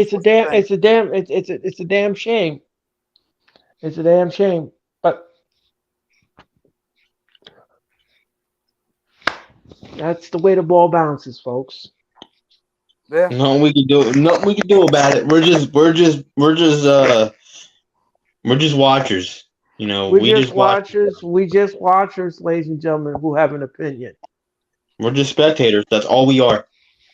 We want the best for all elite wrestling. That's what we want as Yes. spectators and fans. We want the best Yeah. for the company that we love, that we Yeah. supported, that we've been behind, and we have been watching since the company's inception back in 2019. That's what we Yes. want. And if CM Punk is going to come back on his best behavior, we're not all confident about that. But if he can do that and help this company prosper and take it to the next level, it's the Great. best thing, no matter what it is. WWE, AEW, Impact, New Japan, MLW, Ring of Honor, GCW, whatever it is, independent wrestling. All it matters is you want the best for the company that you love, the company that you're passionate about, and the company that you continue to watch. And hopefully, not saying it's going to be happening, but hopefully, whatever happened at that all-out scrum, knock something in the CM Punk loose. And if it happens again, I hope that AEW and Tony Khan do not hesitate to just say we're done. I don't care how Yep. much money you're going to make us. We're not doing this anymore. We're cutting ties and we're moving on. Yeah, and that is the truth. Because the thing is that your reputation is on the line here. Exactly. And Your people are reputation. still talking about the all-out scrum. Because it was embarrassment, Jeffrey. It was. Jeffrey, it was an No, it was humiliating. It embarrassment. was It humiliating. was. Yeah. I mean, this company is not even was not even a 3-year-old company yet, and for to have this happen was a complete and utter jokely embarrassment. A bunch of grown men acting like 9-year-olds was Yeah. absolutely ridiculous. And I'm not trying to make it a WWE versus AEW thing, but if this would never happen with Triple H or Vince Oh, McMahon. absolutely. Oh, absolutely Never. not. Oh Or no, Oh, they'll put their no. foot down. They will put their foot down. Oh, But it's why no. it all starts with Tony Khan. He needs to stop being Mr. Fanboy like he was this whole time during this whole scrum. Stop being a fanboy and be a boss. You are where the buck stops, and stop with your feelings as what you used to grow up watching. You're not a fan only, you're a boss. They go to you for their paychecks. They go to you for employment. They go to you to get their marching orders. You are where the buck stops. Stop acting like a fan and start acting like a boss, or your company, if this happens again, people are not going to go back as much as they did the first time, because people are going to look at this company and be like, well, Tony Khan is letting the people run the asylum again. And like Be I a said boss, before, Tony. yeah. And like I said, I agree with. I'm sorry to cut you off, Jeff. No, it's fine. I made my point. Um, again, like I said before, I'll say it again, and I've said this on all of my shows. I've said this on every single show that Tyler's been on, that Jeffrey's been on, and all of my other guests that's been on the show. AEW Tony Khan needs to stop being a fan and start being a boss. You are called a professional wrestling organization. Act like it. If you want revenue, if you want new sponsors, if you want new things, if you want to, like you said on Busted Open the other day, you want to shoot for the stars. Well, Tony Khan, the only way you're going to shoot for the stars is if you be a boss and put your foot down. If this happens again, God forbid this happens again, Tony Khan. Oh, oof. Tony Khan, you need to really, really have a team meeting and start doing the acts with some people, because this won't be looking good with your name attached to it. And Tony And Khan you, doesn't really fire people either. It took him a no, lot he to even don't. fire Ace Steel. It took him a lot just to fire Ace Steel. You have to do what you gotta do. Yeah, I agree. You gotta do what you gotta do. It's not the funnest thing. Nobody likes being terminated. Nobody likes it. Nobody likes it. No, Nobody likes it. Nobody likes it. But you gotta, if you violate the rules and you violate the company policy, well, look what's gonna happen. That's what any business. You know, That's you're what working any your job. business. You're working your job. You do something wrong, you're getting fired. You're getting done. You're getting your toast. if we did Yeah. that at our job, we'd all be We're fine. fired. We'd be We fired. would be fired. Not even We would be. hesitation. There would be no hesitation in it. If I No. sat there at my job and bit somebody in the back, do you think they would keep me around? Absolutely not. Number one, they look at you funny for biting somebody, and then number two, they would terminate you immediately because you can get a lawsuit for something like that. Yes. That's a class action lawsuit, which they were dealing with the entire time was a class action lawsuit. And by the way, ladies and gentlemen, Tony Khan had to pay $52 million to the Sears Arena in Chicago for the damage he did. Yeah. Ridiculous. And people are still talking about that to this day. The Yep. brawl out, all out. He had to pay. The arena gave him the bill. This is Yeah. the damage. As You he gotta should. pay. As he You gotta should. pay. You have Because to if pay. he sat there like a boss and took that microphone away from CM Punk, like a boss should have, and put his foot down, that would have never happened. But he sat there No. like a child, like a fanboy, and let CM Punk do what he did. Yep. Everybody that's been saying that. Everybody's been saying that. And I'll tell you this right now, ladies and gentlemen. I'm going to say this last thing. I'll tell you this much. He was 3 doors down from the whole incident and sat there at the table and said nothing. Yep. Like he didn't know He what said the hell to do. nothing. He And said did nothing. nothing. He did nothing until after the fact, when he fired Ace Steel. You know what he looked like? He looked like a scared little 10-year-old boy that didn't know what to say or do to one of his favorite wrestlers. Like he was afraid to stand up to his favorite wrestler and say something because he loves CM Punk and he grew up watching CM Punk.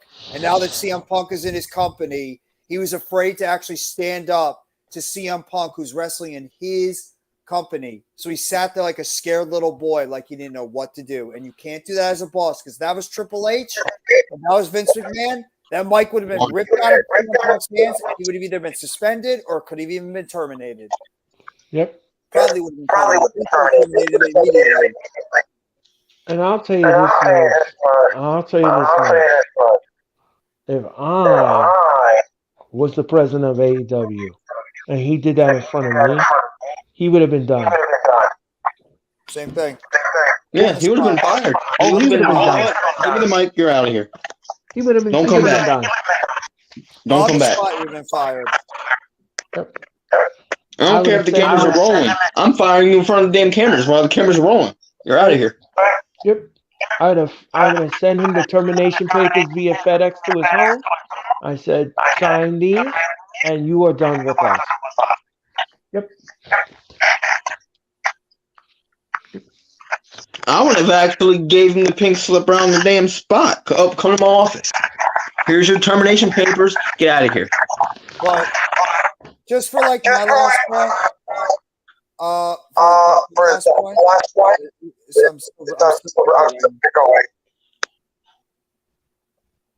But my last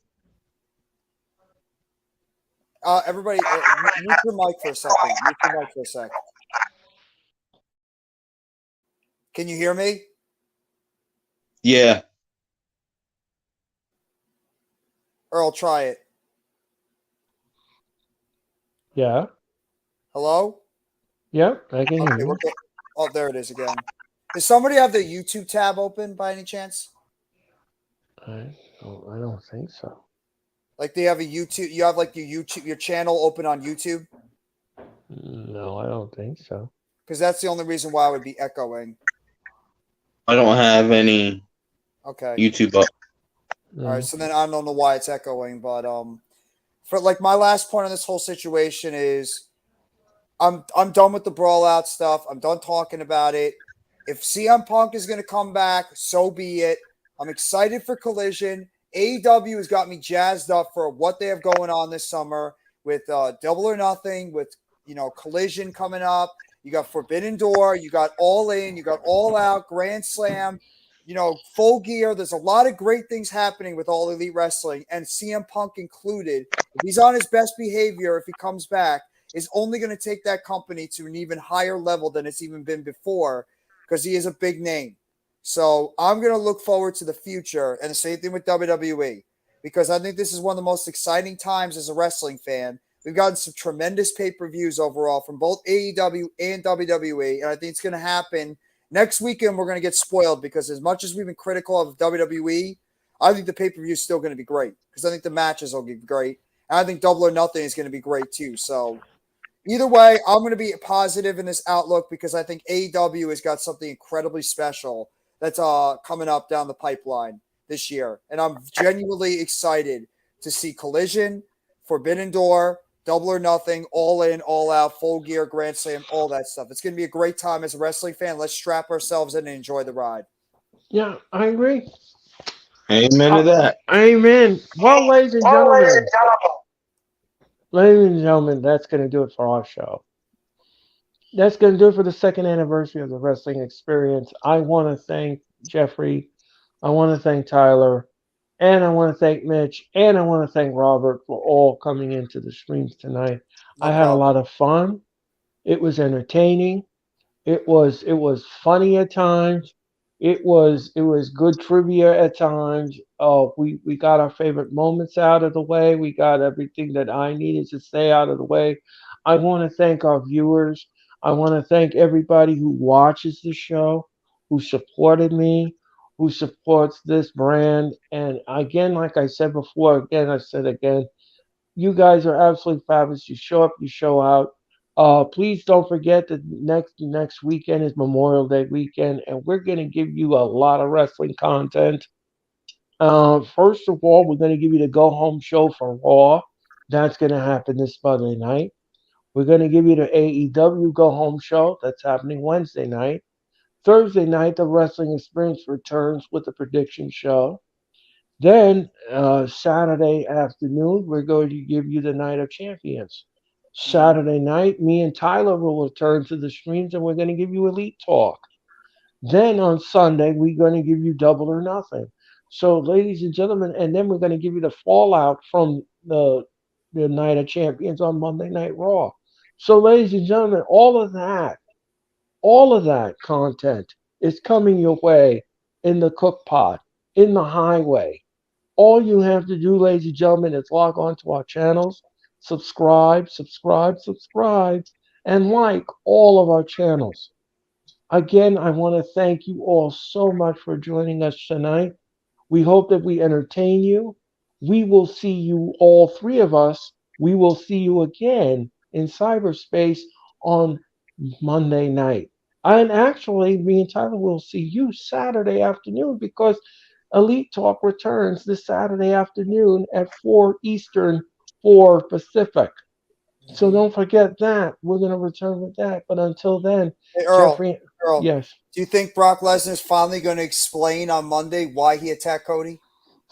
I think he's actually He already did. He already did, Jeffrey. He You know already what he did. did. Look at You this know what he did. face. Yeah, Look at his face. Look at this face. Look at this face. Give me a freaking break.